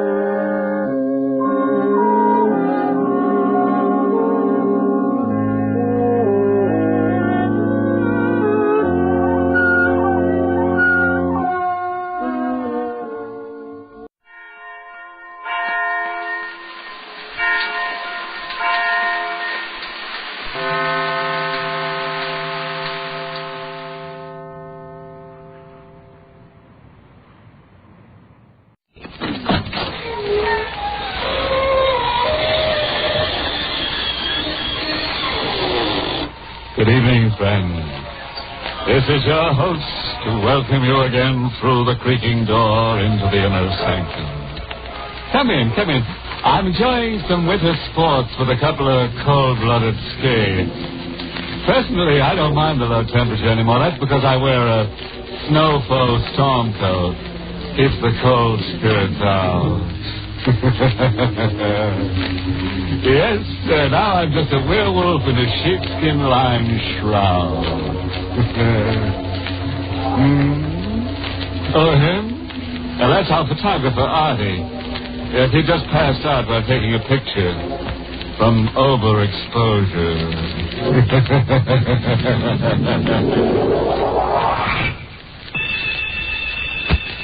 Ready now for our excursion. beyond the grave. Let me warn you, we're a bit crowded. You may not be able to get a round-trip ticket.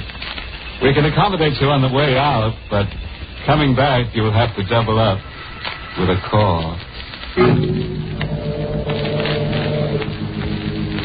The fog rolls in from the sea and begins to blanket the long, narrow island, which is joined to the Florida mainland by a bridge. In the lone house on the island, two men stand at the window, watching the mist develop into a thick gauze, obscuring the lights on the mainland. Listen, the fog is getting worse. Look out there. It's covering everything like a disgusting, evil monster. It'll lift by morning. Morning. I may not be here by morning. What the devil do you mean by that? I mean, I may not be alive. What do you Unless you help me. I asked you out here tonight because I was afraid to be alone. But you said before that your sister-in-law, Carol, and her husband, what's his name, Everett, would be here. Yes, Vincent, but you're my friend. You're my closest friend. For the past week, I had a feeling that death was coming here to the island. And then when the fog began to roll in from the sea, I knew it would be tonight. Arthur, you're not making sense. You've got nothing to worry about. Except for being a little nervous, you're perfectly healthy. You don't understand, Vincent. Valerie's come back. Valerie? Yes, she's here on the island. For heaven's sake, Arthur, get hold of yourself. She's here, out there, someplace in that fog. That's impossible, and you know it. It's been 6 months since your wife Valerie drowned. They never found her body. It was never washed up on shore. A drowned body isn't always found. She never went out on that boat. Of course she did. It was all settled at the coroner's inquest. No, there were some things that were never settled. What do you mean by that? You know Valerie. You know how strange and moody she was. Well, a great many people are moody. No, not like Valerie was. She would prowl this island at night with that cat of hers always following. Everywhere she went, that cat would be with her. And on foggy nights, they'd be gone for hours. Well, that still doesn't prove that Valerie wasn't on that boat. Of course it does. Don't you understand? Cats hate water. I begged her many times to go out fishing with me. She'd never step foot in a boat. Look, this is all just your imagination working overtime. Oh, Vincent, she's come back to kill me. She hated me. From the day we were married, she hated me. On our wedding night, she flew into a rage. She scratched me. Her hand was like a claw, like a cat's claw. And now she's come back to kill me. You better stop talking. The cat disappeared the night Valerie did. Well, of course it did. It drowned with her. No. The cat's come back to the island. I heard it at night. What you heard was probably a stray cat that wandered onto the island across the bridge. Now, okay. Hello. Arthur Cameron. Yes, who's this? Listen. You have 6 hours to live, Arthur. Just 6 more hours. It was Valerie. She spoke to me. What are you talking about? The cat was with her. She said I had 6 hours to live. 6 hours? Here, let me have that phone. It's no use. She's hung up. Well, maybe we can trace the call. Hello? Hello, operator. Operator. You've got to kill me. You've got to help. Now, just take it easy, Arthur. I'll get the police in a minute. Hello, operator. Operator. What's wrong? Why doesn't she answer? I think I know why. I'm afraid the wires have been cut. Come on. I'm driving you to the mainland.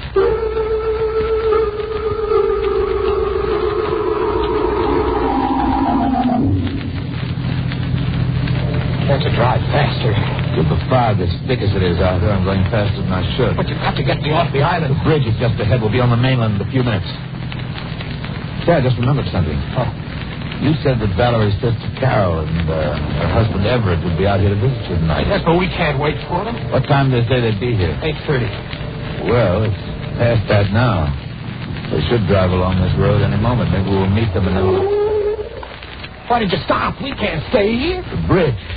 If I hadn't stopped quickly enough, we'd both have been killed. This end of the bridge has been washed out.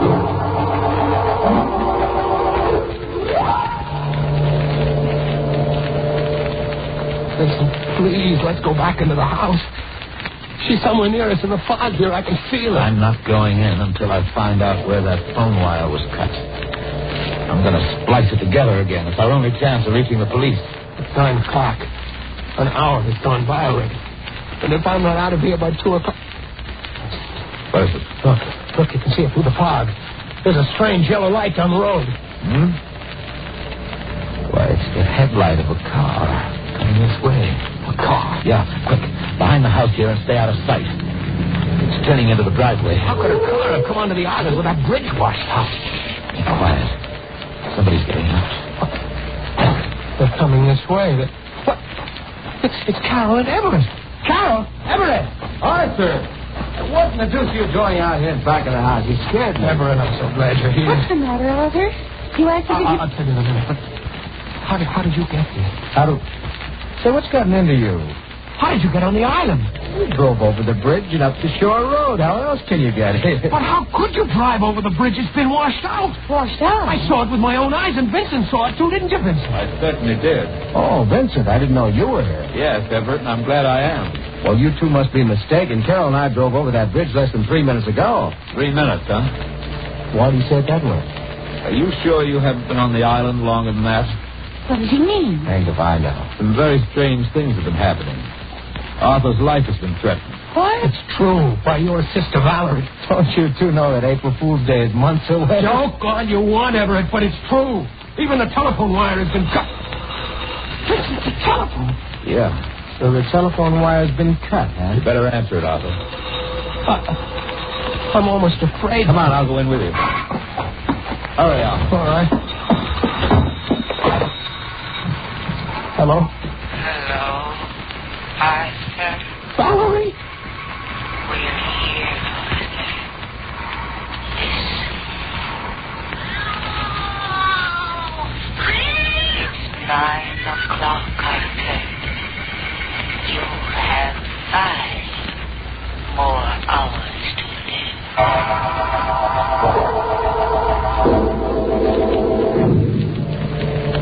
Waiting. I can't stand it. Why don't the police come? Now, take it easy, Arthur. They'll be here. We only phoned them a few minutes ago. But something might happen before they get here. We can't just sit around waiting for them to arrive. Of course, it would be difficult to find anybody out there in that fog. But we could look around until the police got here. No, I'm not going out there. She's waiting for me. Arthur, please try to understand. It couldn't be Valerie. You don't know any of you. I can feel it. She's coming closer and closer every minute. Arthur, you've got nothing to worry about. I've got this gun. And believe me, I won't hesitate to use it. Vincent, I didn't know you were in the habit of carrying a gun. I gave it to him, Everett, before you arrived. What's the matter? Don't you trust me with a gun? I really don't trust anyone with a gun. Carol, what is... There was something outside the window. A sort of face. Carol, please, now don't you get started on this crazy nonsense. No. It's just a swirling fog. No, I saw it. But now it's gone. I could make out the eyes. They were shining like the eyes of a... Look out! She's here! She's coming for me! Let's go, Everett. That came from the back of the house. No, don't leave me here. Carol, you go with Vincent. I'll stay with Arthur. All right. Vincent! Hurry! Arthur, I stayed with you because I want to talk about Vincent. I think it was foolish of you to give him that gun. Vincent's my friend. I trust him. You shouldn't. Why do you say that? Don't you remember how he acted at the coroner's inquest? He testified against you time and again, very subtly, to make them think you were responsible for Valerie's death. You were wrong. Vincent would have no reason to do No? He and Valerie were quite close before you came along, Arthur. Even after you came along. That isn't true. He even saw her the night she disappeared. You don't know what you're saying. At the inquest, he swore he wasn't on the island that night. But he was. And I can prove it. Here. Look at this. A cigarette lighter. Yes, with Vincent's initials on it. You can still see them through the rust. Where did you get that lighter? Carol and I found it in the water near the boathouse. I remember the day after Valerie disappeared, Vincent made a remark about losing his lighter. Now, do you still think he's such a fool? If what you say is true, you and Carol and I have got to stay together until the police get here. You're sure they're on the way? Yes, they told me on the phone it would take them less than 15 minutes to get here. Well, it may not be safe for you to wait for them here. We'll go down to the bridge to meet No, I'm not going out in that fog. She's there waiting for me. Look, Arthur, you've got more to fear from Vincent than anyone. But don't come on before he returns. All right. We've got to go out through the French windows. Good idea. Stay close to the house until we get to the garage. The fog is so thick, I can't see you. I'm just on the edge of the gravel path. Wait. What's wrong? Arthur, stay where you are. Where are you? Something's out here near us. What rule? Just brushed against me. Oh! Run! Run!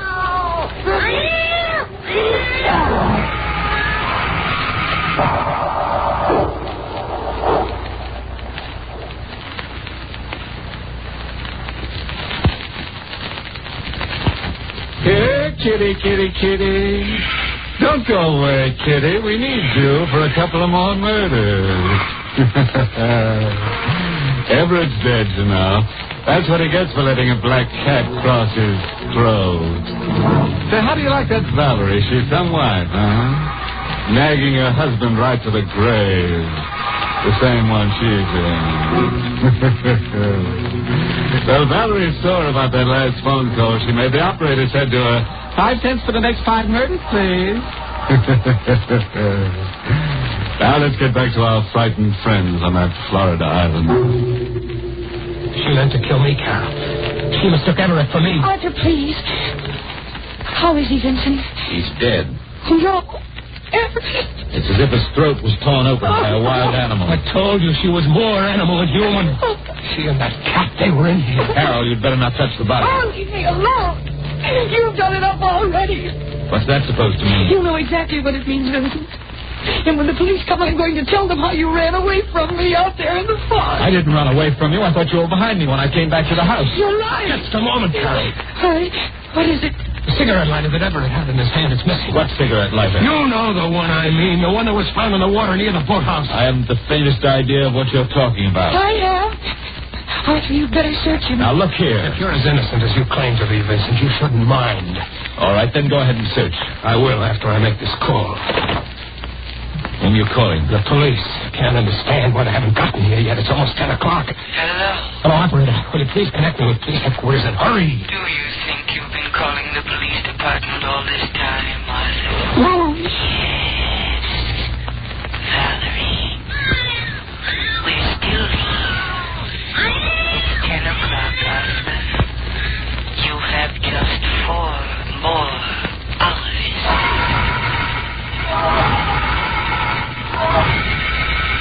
Arthur? Where's Vincent? I just left him. Carol, did you know about him and Valerie? Well, yes, Arthur. Why didn't you tell me? Well, I wanted to.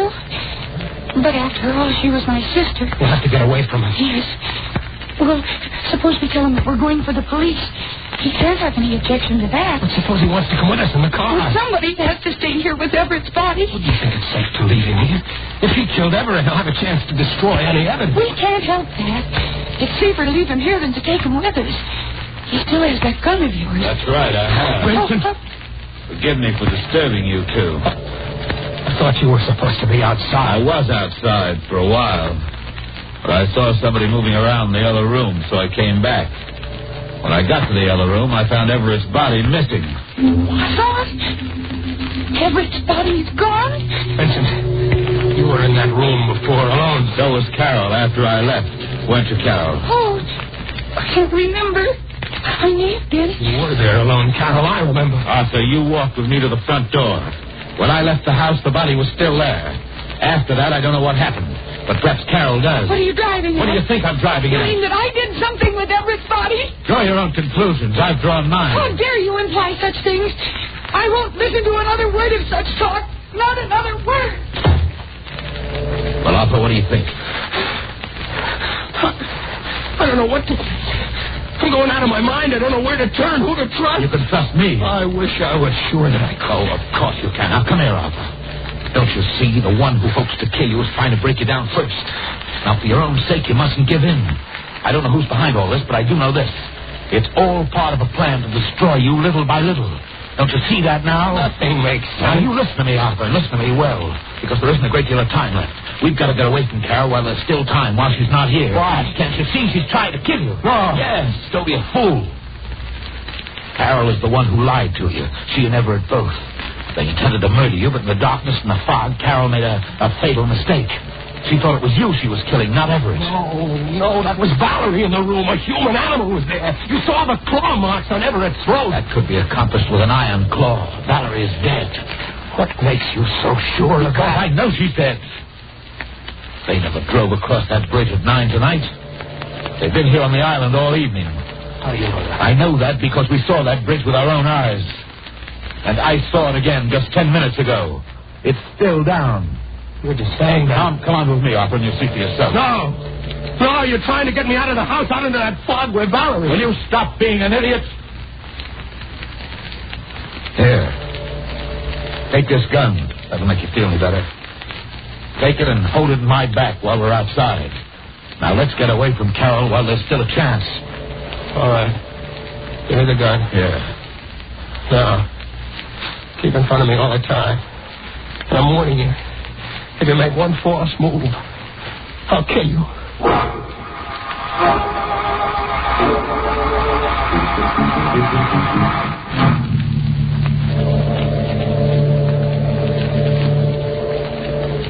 You see?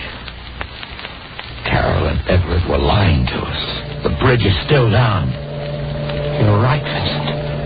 They couldn't have come across that bridge. Of course not. The only trouble is we can't get back over it now either. But we've got to get off this island. Wait a minute. I should have thought of it before.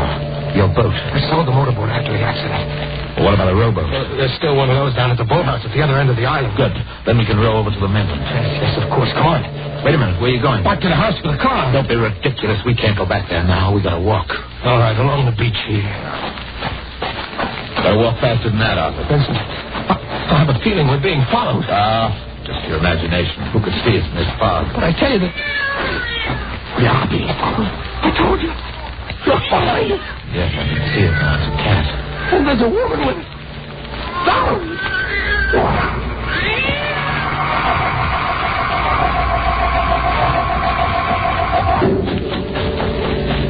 We've lost them, Arthur. They can't be far behind. Doesn't make any difference now. There's the boathouse just ahead. The boat! It's not at the land. Well, it must be. You can't see it because of the fog. I can see it isn't there. All right, then we'll hide in the boathouse till morning. You can't hide from the dead. Oh, will you please stop that nonsense? We're dealing with somebody very much alive. You've still got that gun. You can't harm the dead. Come on, we're going inside. Door's locked. I didn't lock it. This boathouse has never been locked before. All right, wait here. I'll break through the window and come around through the inside. There, just wait for me and I'll unlock the door. They're coming, Vincent! Hurry! Now, come on inside, Arthur. Better lock the door. Yes. Arthur, we're in luck. There's a phone here. Oh, that's right, I forgot. Maybe it hasn't been disconnected like the other one. I'll try it. Hello, operator. Hello, Arthur. It's 11 o'clock, Arthur.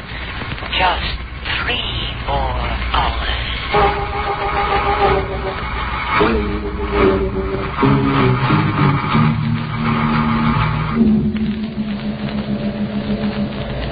Quarter to 2, Arthur. You can't stay here another minute. And I can't run away any longer. Where would I go? Where would I hide? If she's going to kill me, let her come and do it. You've still got 15 minutes. Oh, my time's run out now. Well, I wanted to help you save yourself, but you wouldn't let me. I'm not going to stay here another second. Vincent! This is your last chance. Do you want to make a run for it with me? I told you it was no use. All right, then there's nothing more I can do. Goodbye.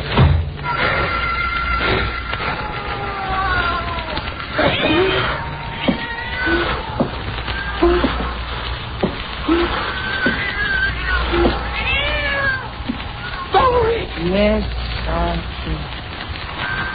I've come for you. Valerie, please. You know why I've come. Don't you? Please, don't come any closer. You hated me so much. Couldn't even wait until death came to me naturally.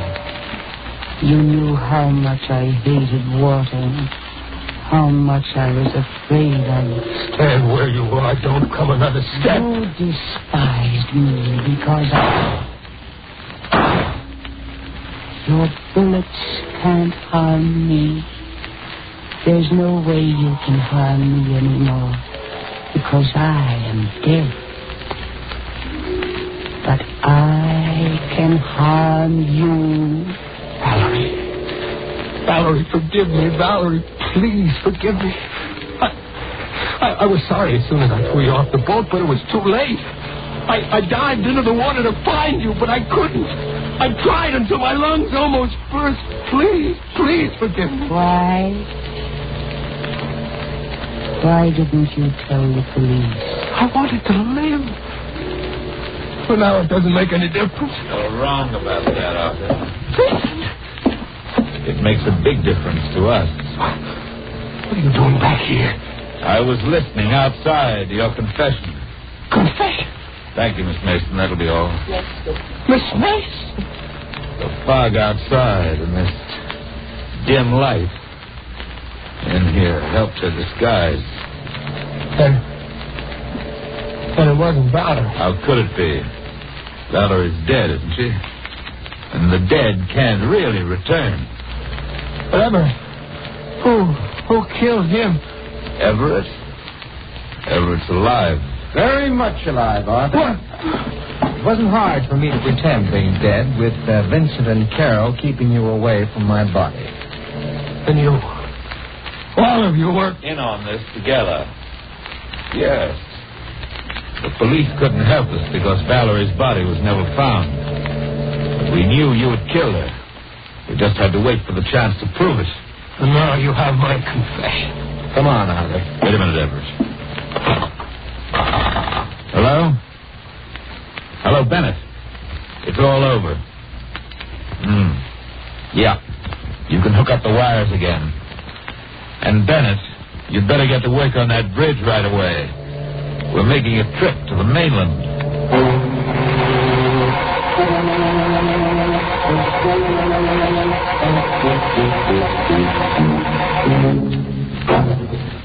It's an outrage.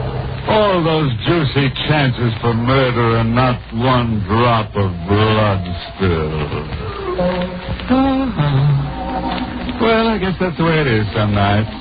You just can't lay away a corpuscle. And that Valerie, what a judge she turned out to be. Didn't even have enough courage to step out of her grave.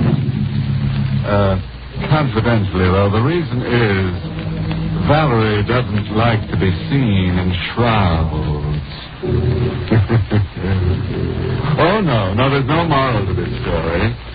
Just the ugly fact that when you're dead, brother, you're dead.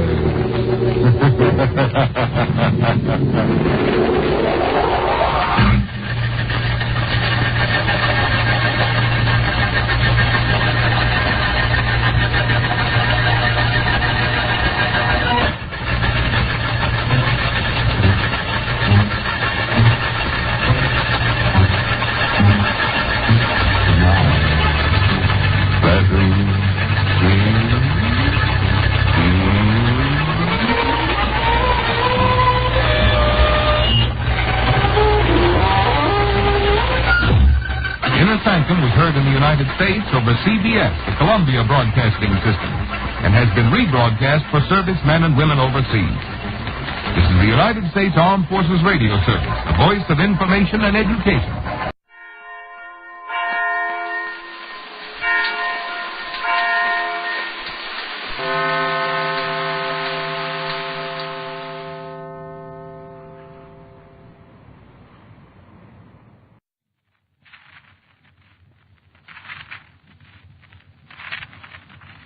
Quiet, please. Quiet, please.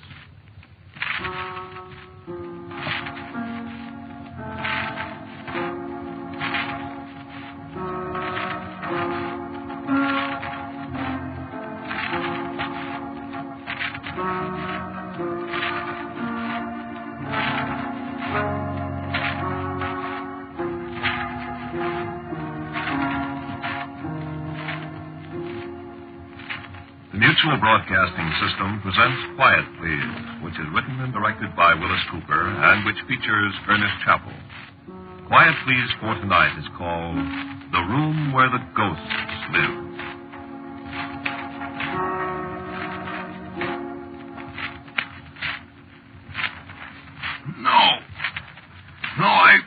let you take me out of the house.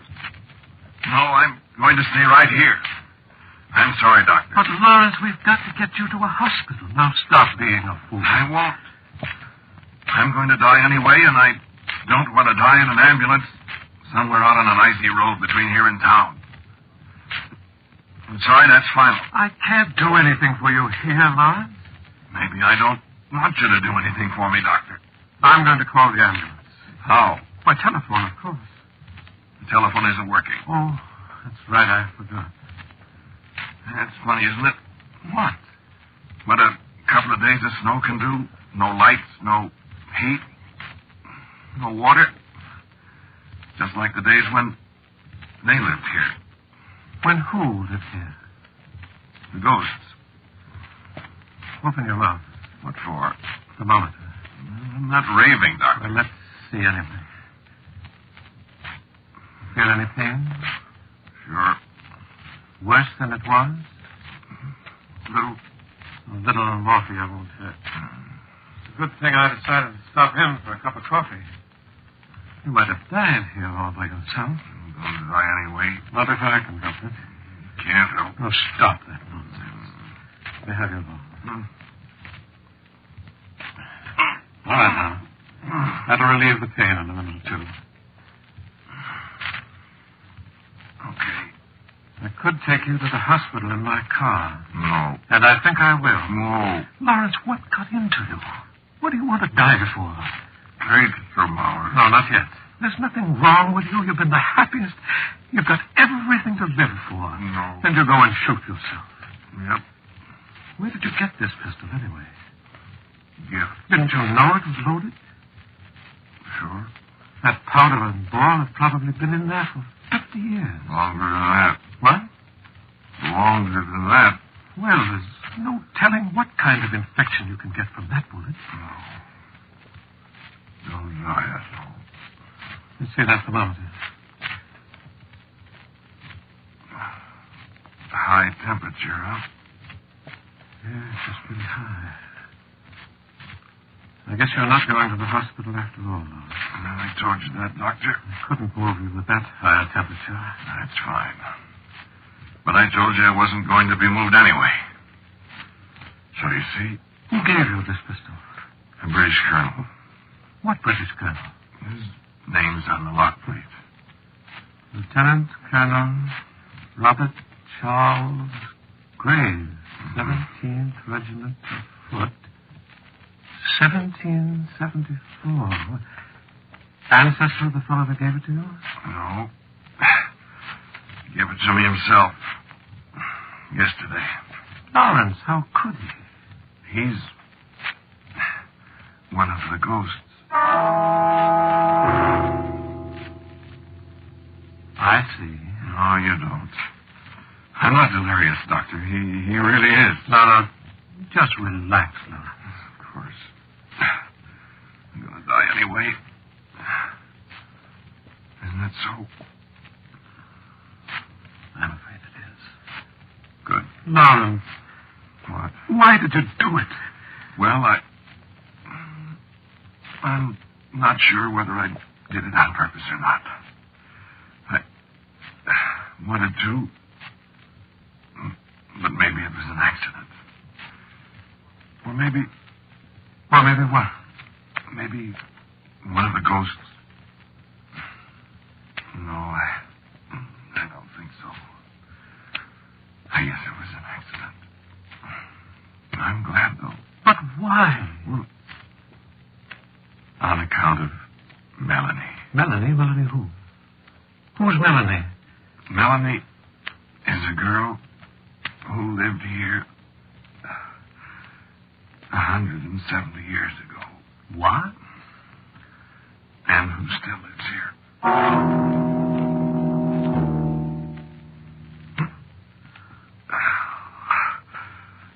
It hurts quite a bit, Doctor. You want me to give you some more morphine? I guess not. No. I want to tell you things. Well... You won't believe me, of course. You think my mind's wandering. Don't you? What difference does it make? Yeah, that's right. Nothing makes any difference now. Fellow takes a long time dying, doesn't he? After a while, we're the time, huh? Pretty soon, I'll be a ghost, too. See, Melanie. I'd like a little drink of brandy. Oh, just a second. Here, now take it easy. Thanks. Good brandy.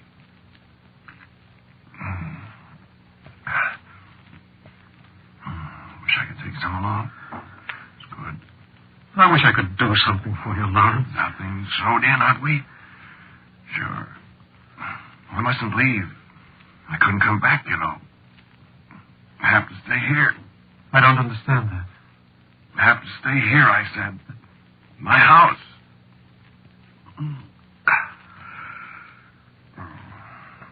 What was I talking about?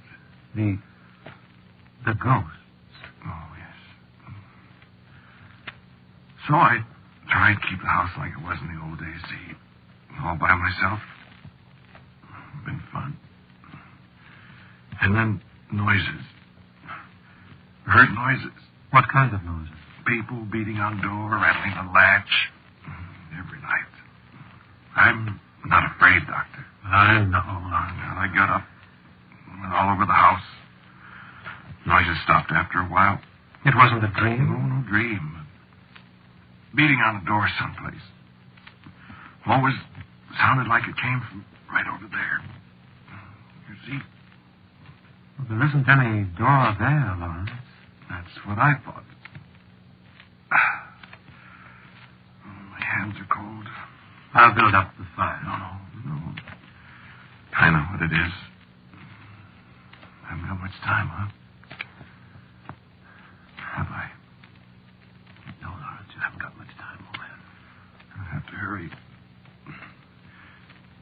Shut your eyes so you can see what I saw. I mean, I didn't see, because it was dark. So, when you shut your eyes, you feel the way I felt. Huh? All right, Lawrence. I walked all over the house, lights on. No sound, no hammering on door. No door. I turned off the lights, it starts again. From right over there. I turn on the lights, no door, no noise. Then I get an idea. I turn off the lights again. I walk over where the sound comes from. And there is a door. And I think I hear a woman crying. And footsteps and furniture being shoved around. I said I wasn't scared, didn't I? Well, I was then. You'd be scared, too. Finding a door where there isn't any door, and there's somebody on the other side. But that's the outside wall of the house, Lawrence. No. What? There's a room there. The room where the ghosts live. You see? No, I don't. I didn't know it, too. You got your eyes shut? Yes. If you could hear the noise, like I heard it. Random pounding. People pushing their shoulders against the locked door. And I could smell smoke. You see, I didn't know about the ghosts then. Well, how do you know now? I'm trying to tell you. I'm sorry. Keep your eyes shut. I want you to feel the way I felt. And believe. I reached for the lights again. I turned them on. Nothing happens, just nothing. Except pounding on the door. Slower now. And the woman crying. And I hear her scream. Oh, screw, she said. It's French. It means help, help. I heard her voice again. Frightened. Ouvrez la porte, she said. That's French, too. Means open the door. So I tried to open it, and it was locked. And they were pounding, and she was coughing. And at last I found the key. I yanked the door open, and the ghost came out. And the lights came back on. There wasn't any door. There wasn't anybody in the room but me. But then I heard something. Somebody walking across the floor down the hall. So I turned and went down the hall after the footsteps, down toward my room. Then I stopped dead because the door to my room closed and somebody locked it. You dreamed that? No. It was locked from the inside. So was every other door in the house. Well, that couldn't be. Try the doors. Open your eyes and try the doors. Go ahead. Lawrence, No, go ahead. I'll keep on talking. You have to believe me. Go ahead. So, what did I do? I lay down here on the davenport with the lights on, and I tried to think, but nothing made any sense. I got up and I tried the outside door. It was unlocked. So I went outside. I had some crazy idea maybe there was a room there. There wasn't, of course. But there were footprints in the snow. Some men's footprints. And a girl's. This last nose covered them all up again, I guess. Well, what about the doors, Doctor? They're locked from the inside. You see? Did you hear anything? Did you? Well, I thought I heard someone moving. As if I'd awakened somebody. But it was probably my imagination. No, it wasn't.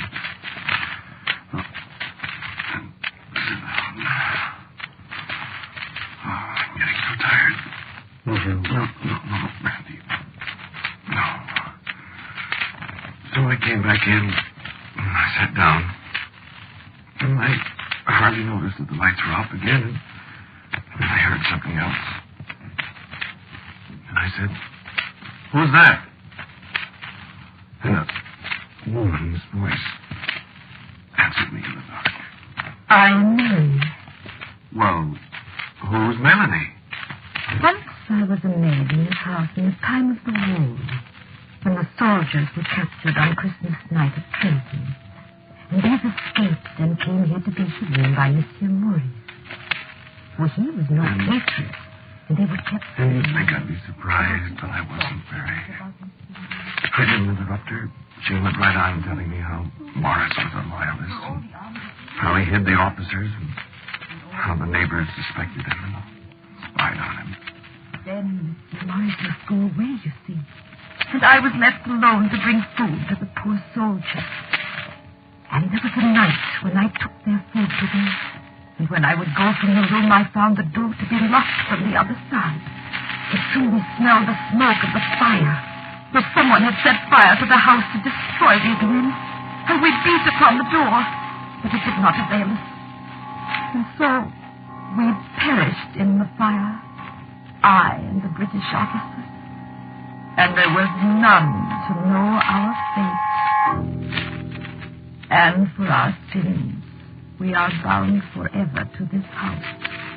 Although I have not sinned so very greatly. And I would thank you for releasing us from that room. For so many times we have cried out, yet no one would open the door. And I opened the door, but now all my doors are locked against me. Yes. They say it is their house now.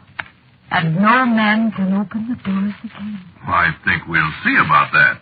They say you must go away. Well, I'm not going away. I should be sorry when you go away. You would? You have released us. I am grateful. Thanks. I think they'd be grateful. torture, monsieur, and they have not forgotten the manner of their death. This is their revenge, that no man shall live in this house. Well, that's fine. I'm to be chased out of my house by a bunch of ghosts. It is so, monsieur. How do you feel about it? I could wish you could always be here, monsieur. So? Yes, monsieur. But it cannot be. Unless. Unless what? It cannot be. If I turned on the lights, could I see you? No, monsieur. The eyes of the living cannot see us. What did you look like? I did have blue eyes, monsieur. And my hair was black. And I was not very tall. And my feet were very small.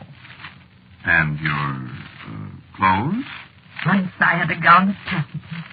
And it was blue, like my eyes, I remember. And there was a cap of lace for my grande in Brittany. And I was struck with a sudden impulse to see this girl with the black hair and the taffeta dress that matched her eyes. And I jumped up and snapped the lights on. And the room was empty. And so I knew I'd been dreaming. Oh, cool. But I wasn't dreaming, my friend. She came to me the next night. And the next. Oh, it's so cold.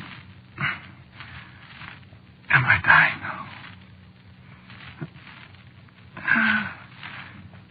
Is this what it feels like? Here, take a little sip of this. Oh.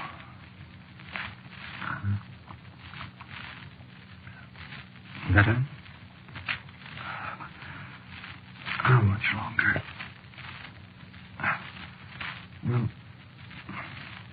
see, friend, I found myself in love with a ghost.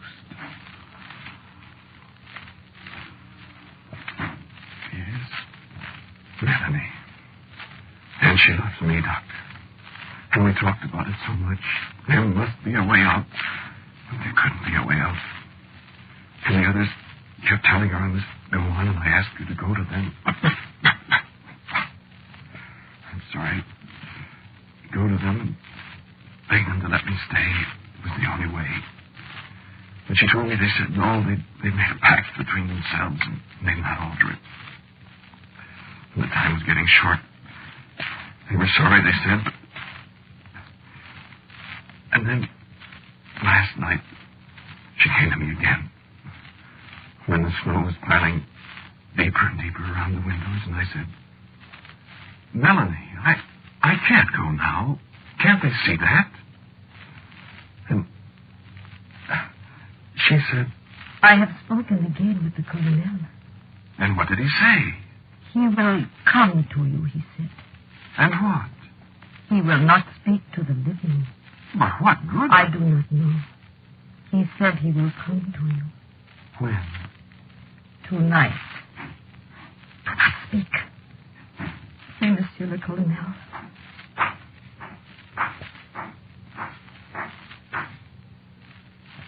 I have the honor to present Monsieur the Lieutenant Colonel Robert Charles Graves of His Majesty's 17th Regiment of Foot. Monsieur the Colonel wishes me to present his compliments to you and to say to you that he has taken counsel with his fellow officers. No, do not speak. Monsieur le Colonel wishes me also to say that he and his fellow officers have come to a decision in the matter of yourself. They honor you for your devotion to me, and they beg leave to supply you with the means of assuring you permanent residence in this house. This here, the Colonel, begs you to accept as a token of his esteem this.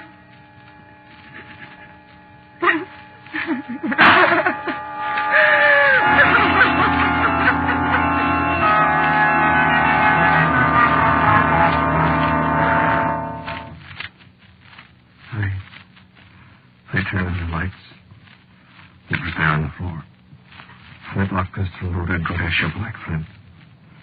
Personal gift from Robert Charles Graves, 17th Foot. Well, I thought a long time. Turned off the lights. Called her. No answer. Talked to her. Told her I loved her. Wasn't brave enough to. Said I loved her. Couldn't do it. Tried. No, I didn't do it. No, I didn't. Long toward morning, I heard footsteps again. Boots, sword, spurs clicking. Knew who it was. Said, hello, Colonel. Said, Colonel, thanks, only haven't got courage enough. Always love her, Colonel, I said. Said, here's your pistol. I'm a coward. Oh. Drink, please.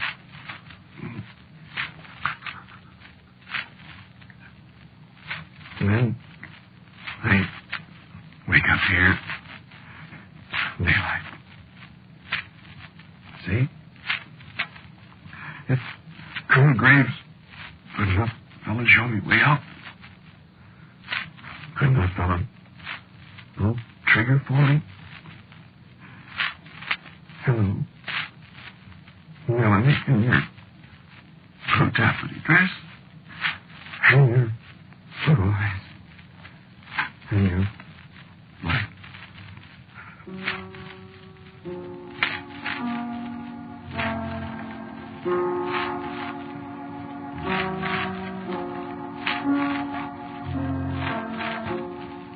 You have listened to Quiet Please, which is written and directed by Willis Cooper. Lawrence, the man who spoke to you, was Ernest Chappell. And Melanie was Claudia Morgan. The doctor was played by James Van Dyke. Our sound effects by Albert April. Music for Quiet Please, except for our theme, which is from the Allegretto movement of the César Franck Symphony in D minor, is composed and played by Albert Berman. Now for a word about next week's Quiet Please, here is our writer-director, Willis Cooper. Baker's Dozen is the title of next week's story, the story of One Man, Two Men. This is the Mutual Broadcasting System.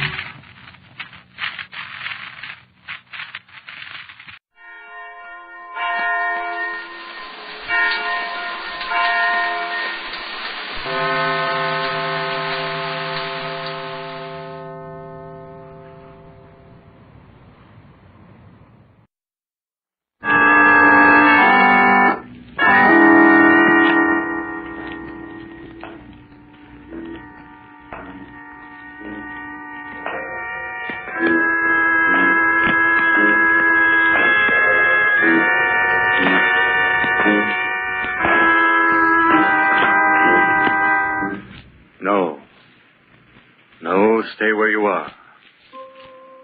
Do not break the stillness of this moment, for this is a time of mystery, a time when imagination is free and moves forward swiftly, silently. This is the Haunting Hour.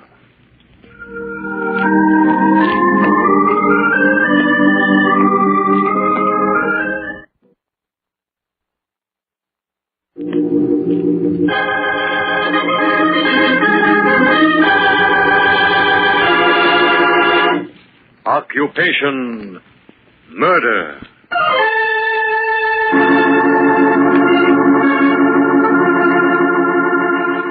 Those of us who have never stepped upon the stage and delved into a world of fantasy might believe that to do so would bring to one's mind and experience all that could never quite be grasped in real life. The actors, how perfectly they move, what excitement they entail, how straight they follow the paths of their planned destiny. Out of the portrait of real existence into a world of fantasy and fiction. And the players? What of them when the play is done? When they leave the world of make-believe for cold reality? But wait.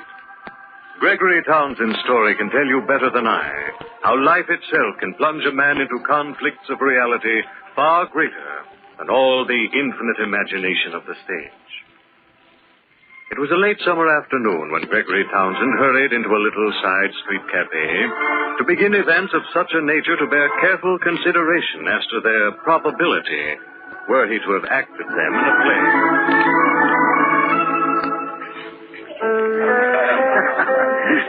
Say, Al Henley. Hi, Greg. I've got to see you right away. It's very important. Can't you see that I've got company? Oh, this, by the way, is Miss Valentine Simpkins. Oh, what a charming stage name. How do you do, my dear? I'm Gregory Townsend. I'm pleased to know you. And Valentine Simpkins is my real name. It's beautiful, honey. You're a natural for Broadway. Why, I wouldn't consider myself your press agent if you weren't. Oh, you're too kind to me, Mr. Henley. Wait, kid. I haven't even started. I hope you'll forgive me, Miss Simpkins, but I must have a word with Al. Oh, it's perfectly all right. I'll excuse myself. Oh, stick around, honey. This won't take long. It never does. This will, Henley. Well, Mr. Henley, give me a buzz if you get my name in the papers. It's a cinch, Valentine. I'll phone you tomorrow. That will be charming. Goodbye, Mr. Townsend. Goodbye. So long. Oh. Where did you discover that item of bric-a-brac, Al? I'm protecting her from the advances of a punk named Dave Anderson. Know him? He's a professional shite. No, he's not a member of my club. Listen, Al. You've got to think of an idea that will put me on the front page. What's the rush? John Miller is casting his new play. I phoned him this morning asking for a chance at the lead. He said no, of course. No, not quite. He said he would have to have an actor with name value. That let you out, Greg. Well, I'm not so sure. Oh, if you can only get me some decent publicity for a change, something spectacular, I can land that part. Oh, it'll make me and you. I'll cut you in for a large percentage. Well, that's nice of you, considering the fact it says just that in our contract. Come on, Al, you think of something. Get me in the front pages. Well, there's always one sure story. Oh? What's that?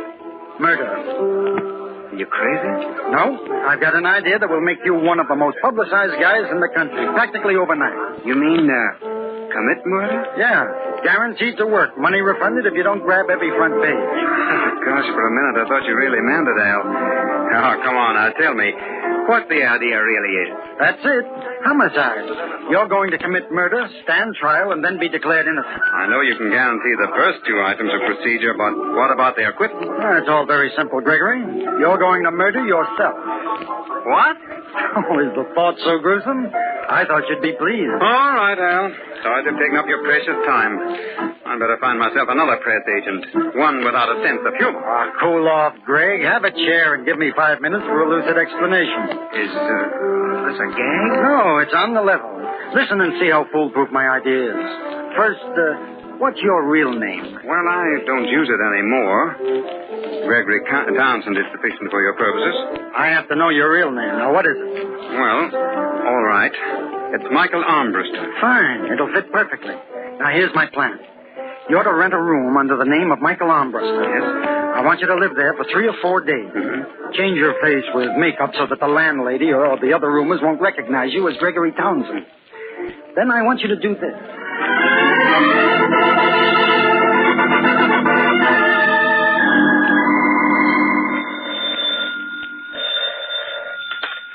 Sergeant Callahan, 13th Precinct. I want to report a murder. Don't ask me who this is, but listen to what I say carefully. Go to 2219 South Grove Street. In the rear room on the 3rd floor, you'll find the body of Michael Armbruster. What's that address again? Matthews, check this call. I won't repeat the address. It's useless to trace this call. I'm not the murderer, and that's all I have to say. Hello. Hello. Emergency. Get me the district attorney's office.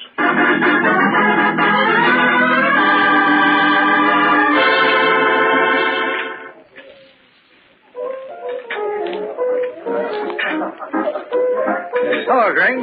Mind if I sit down? No, help yourself, Al. Well, what do the papers say? Look for yourself, Greg. The front pages are full of it. Well, what's our next move? Just sit tight.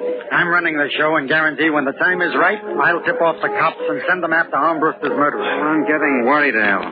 Maybe we shouldn't have done it. What if something goes wrong? Oh, relax, Greg. The whole thing's airtight. There's not a chance of a slip. How can a guy murder himself? Just look at this story. The police and District Attorney Ford remain baffled today as to the solution of the murder of Michael Armbruster. In response to an anonymous phone call, the police investigated Armbruster's room, but upon their arrival, it was discovered that the body had disappeared. Among the clues found were a blood-stained jacket, a wristwatch with the initials GT, and an unsigned letter to Armbruster threatening his life. There, Greg.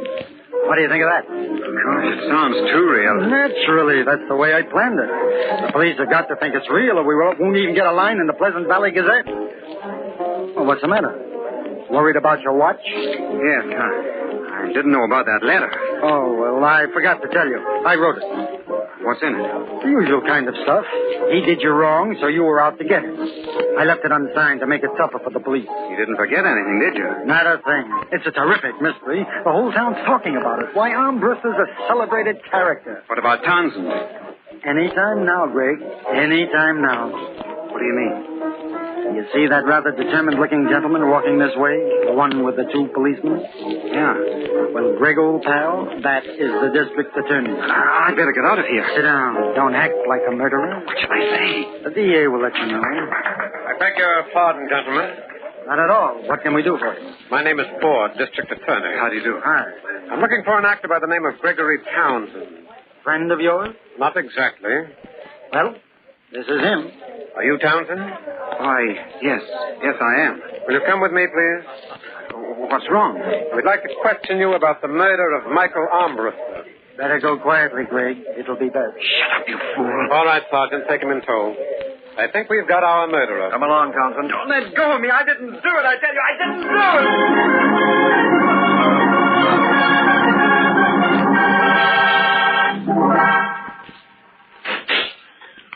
Hello, Townsend. Ford, you can't keep me in here. I tell you, I'm innocent. You're playing your role quite expertly, Townsend. Your dramatic performance impresses me. But as a denial of your guilt, it's strictly on the ham side. You've no evidence. The initials we found engraved on the watch in Armbruster's room match yours. As well as several million others. That's no proof. The letter to Armbruster, the one that threatened his life, was written by an actor. Well, maybe it was. But you haven't got a case unless you found the body. I remember that from my last play. It was a murder mystery. You do have a good memory, don't you? Well, am I right? Perhaps, Townsend. We're looking for the body, and I can assure you it'll be found. In the meantime, I'm holding you here on suspicion of murder. When you decide to confess, let me know. It'll save us both a great deal of trouble. Oh, by the way, the newspapers have begun to treat you rather unkindly. I'm afraid your acting career is a thing of the past. Assuming, of course, that you're ever freed by the cross. What? I'll send in some papers. You can read the bad news for yourself. Ford, wait a minute. Yes? You see... Well, what is it, Townsend? Nothing, Ford. Nothing.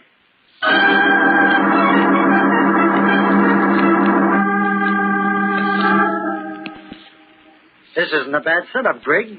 You look very comfortable. Oh, cut the clowning, Al. How's it coming? There's enough publicity for 100 scrapbooks. Oh, you're a cinch for that John Miller play. Fine. Now, when do I get out of here? Get out? Oh, well, that'll be a little while yet, Greg. What do you mean, a little while? District attorney was just here, and he thinks I'm guilty. So what? You know you're not. There hasn't even been a murder. Oh, boy, will he do a slow burn when the story breaks in the paper. Ford also said the papers were beginning to pound me. Is that true? Well, a little, Greg. Some of the boys are knocking, but that's because it makes a better story. That's nothing to worry about. You've just got to hold on a little longer. But I am worried, Al. We're playing with something big. Now, look, Greg, I'm the idea boy. I got you into this, and I'll get you out. The net result of the whole thing is going to make you a famous guy. Why, you'll have every producer on Broadway eating out of your hand. Gosh, I don't know, Al. It's gone too far. Maybe we ought to show our hand. Who's been feeding you that dialogue, Greg? It's all wet. Now, you listen to me. We haven't hit the cream of the press notices yet. I've never made a dime out of you, but I've always thought you had talent. Keep your faith in my judgment, Greg. You won't be sorry. Oh, I know you're trying to sell me, Al, but I have a hunch it's down the river. And if my hunch gets too strong, Al, I'm going to talk to Ford.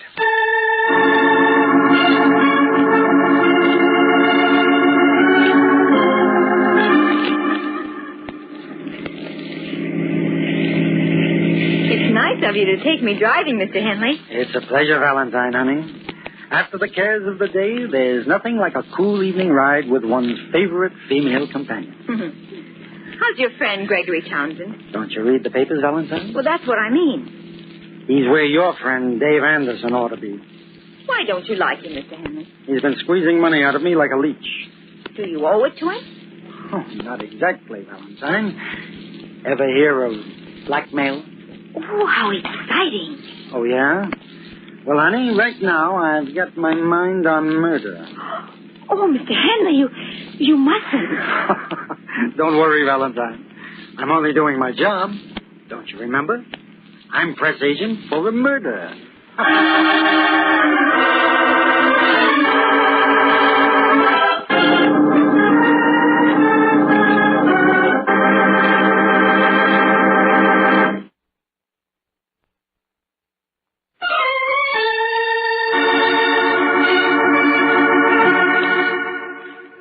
Spinning threads of the web in which Gregory Townsend found himself imprisoned were more unbelievable than any play in which he'd ever acted.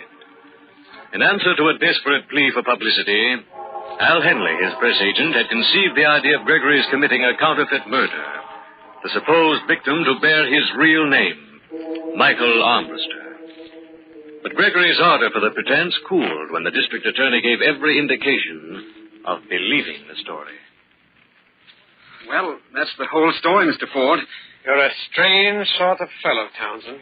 What do you mean? You expect me to believe a story such as the one you've just told me. But it's the truth, I swear it. Why, it's fantastic. A man murdering himself. Now, listen to me, Ford. I am Michael Armbruster. Gregory Townsend is only my stage name. Will the landlady identify you as Armbruster? Well, no, I purposely wore makeup. You've covered all the angles, haven't you? Unfortunately, Townsend, your story is too incredulous for me to believe. Not even a wild-eyed press agent could create such a tale. Well, that's exactly how it happened. I needed publicity, and Al Henley, my press agent, invented the whole thing. How do you account for your watch being in the room? It was my room, I tell you. I rented it. Only you wore makeup, so it wasn't you. Yes, I know. I don't know what else I can do to prove the whole thing to be a piece of fiction. There isn't any body. Surely that should convince you. But you're wrong, Townsend. There is a corpse. What? What are you talking about? I said there's a body. The body of Michael Armbruster. Oh, you're crazy. We've been told where it is. You shouldn't have trusted Al Henley.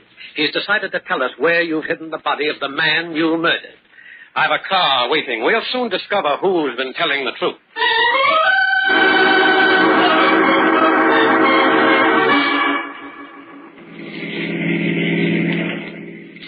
We should be there any minute. Where am I supposed to have hidden my victim? Behind a large outdoor advertising sign. Sounds like a nice, quiet retreat for a dead man. That looks like the place up ahead. Well, there's a sign there at any rate. Would you prefer to point out the exact spot where the body is hidden? I couldn't do it with a Ouija board. As you wish, Townsend. This way. Speaking of publicity, Ford, this won't do you any good when the papers find out you've been persecuting an innocent man. Oh, heavens. What's wrong? Oh, that's horrible. Well, there's your answer, Townsend. Will you confess now? No, I didn't do it. Look for yourself, Townsend. This body's been burned. The ebony ring on the finger with the initials M.A. I've never seen it before. This is the body of Michael Armbruster. I'm charging you with his murder, and so help me, I'm going to get a conviction.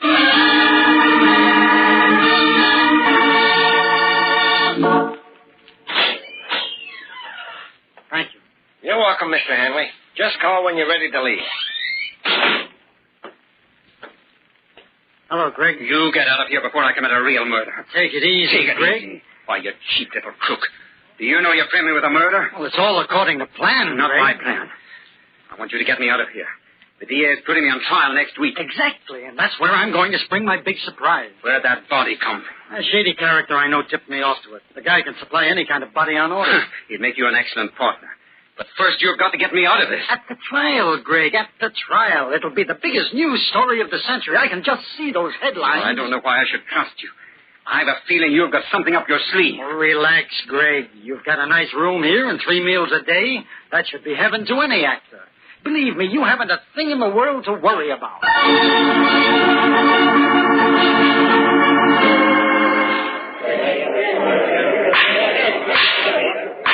This court is now in session.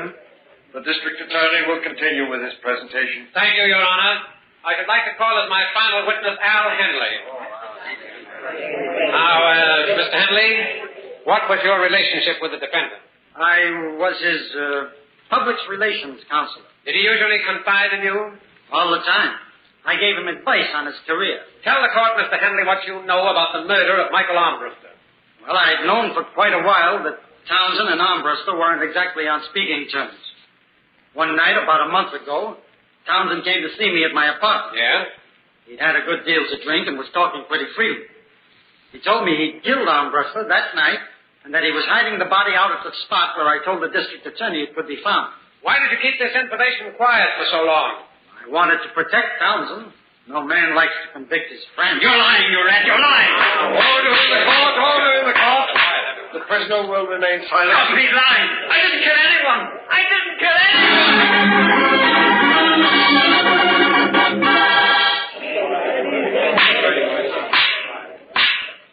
Ladies and gentlemen of the jury, have you reached a verdict? We have, Your Honor. We find the defendant guilty of murder in the first degree.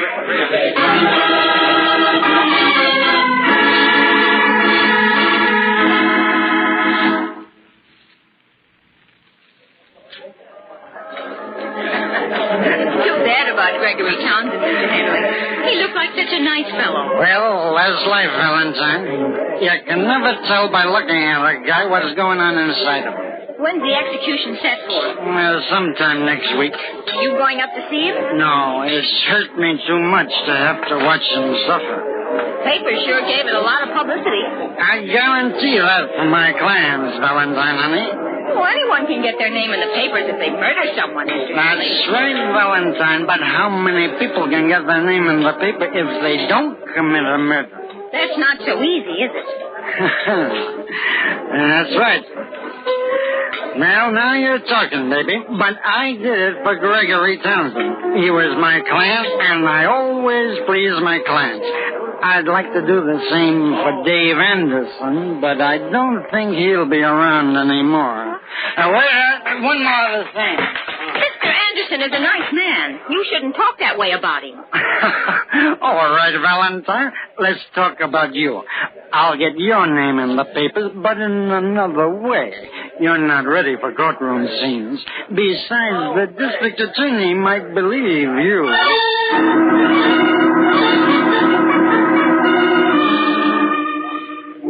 It's nice of you to visit me, Valentine. I'm glad you remember me, Mr. Townsend. You shouldn't keep such unpleasant company, my dear. You're liable to wind up playing the lead in a murder courtroom. That's funny. Mr. Henley said exactly the same thing to me yesterday. Now, you just be careful, Valentine. He's also liable to get your name in the papers, and that, I'm afraid, is a blood brother to the kiss of death. Well, that's another coincidence. Huh? What do you mean? Mr. Henley and I were discussing that yesterday also. How does it happen you decided to visit me? Mr. Henley said it would hurt him too much to see you. But I don't think that's the real reason. I think he feels bad because he's hiding something. What do you mean, Valentine? Well, he said it was easy for people to get their names in the papers if they kill someone. But he said he got yours in the papers and you didn't kill anyone. He told you that? Yes. And I'm worried about my friend, Dave Anderson. Mr. Henley doesn't like him. And he said yesterday I wouldn't be seeing him anymore. Valentine, do you know Mr. Ford, the district attorney? No, but I've seen his picture. How would you like to meet him?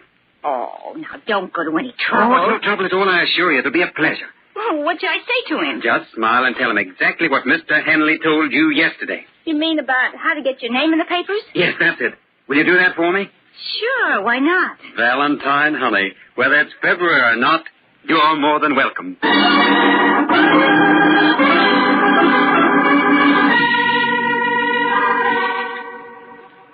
Didn't think you had the guts to show up here, Al. Believe me, Greg, I dislike jails more than you. I hope there are no hard feelings. Well, of course not. You're only paying for a murder you committed with my life. You should have been a comedian, Greg. The serious stuff never did suit your personality. Well, keep up the good spirits. You're a credit to the acting profession. Laugh, clown, laugh. Or should I say, sucker?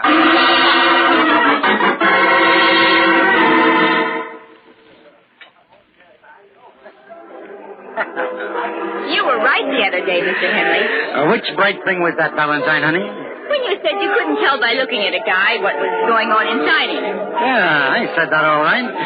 Did you try it out? I certainly did, Mr. Henley. Why, only yesterday. To look at Mr. Ford, you would never think that he had a sense of humor. You mean Ford, the DA? Yes. Oh, what were you doing with him? Come on, quick. What were you doing with him? Henley, you're hurting my arm. Don't twist the lady's arm, Al. It might come off. This is a private party, Ford. Thanks for the invitation. I'd like to join the fun. Oh, no use in saying no, huh? No. All right. What is it? Why, ever since Valentine told me your philosophy about publicity, I've been doing a little checking. And? I found that I haven't been particularly brilliant on this case. For example, the ring with the initials M.A. that I found on the body of the corpse was made of ebony. Pretty color. And a very pretty wood. The important factor that I completely overlooked was that if the ring were on the body when it was burned, why, the ring would have been consumed also. In other words, the ring was obviously placed on the hand after the murder had been committed. That's very good, Mr. Ford. Thank you, Valentine. Shut up, Valentine. With that clue, Henley, the rest was simple. Okay, Ford, you win. Dave Anderson was blackmailing me for every cent I earned. I figured I could put him out of the way and make you think that the charred body was really Ambra's. Well, goodbye, Valentine, honey. I'm going away. All right, Ford. I'm ready to change places with my former client.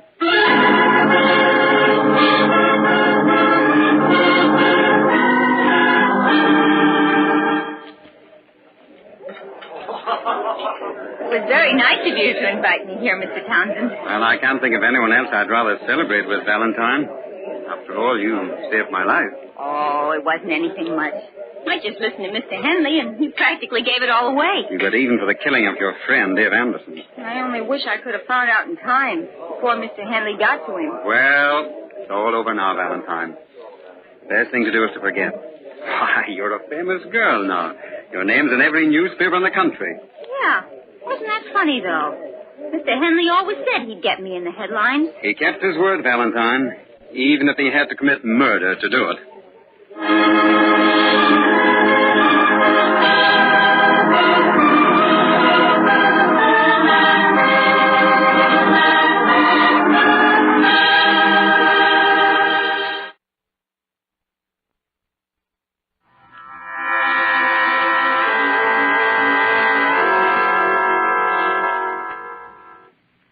From shadows and stillness, mystery weaves a spell of strangest fascination, charging the mind with doubts and fears.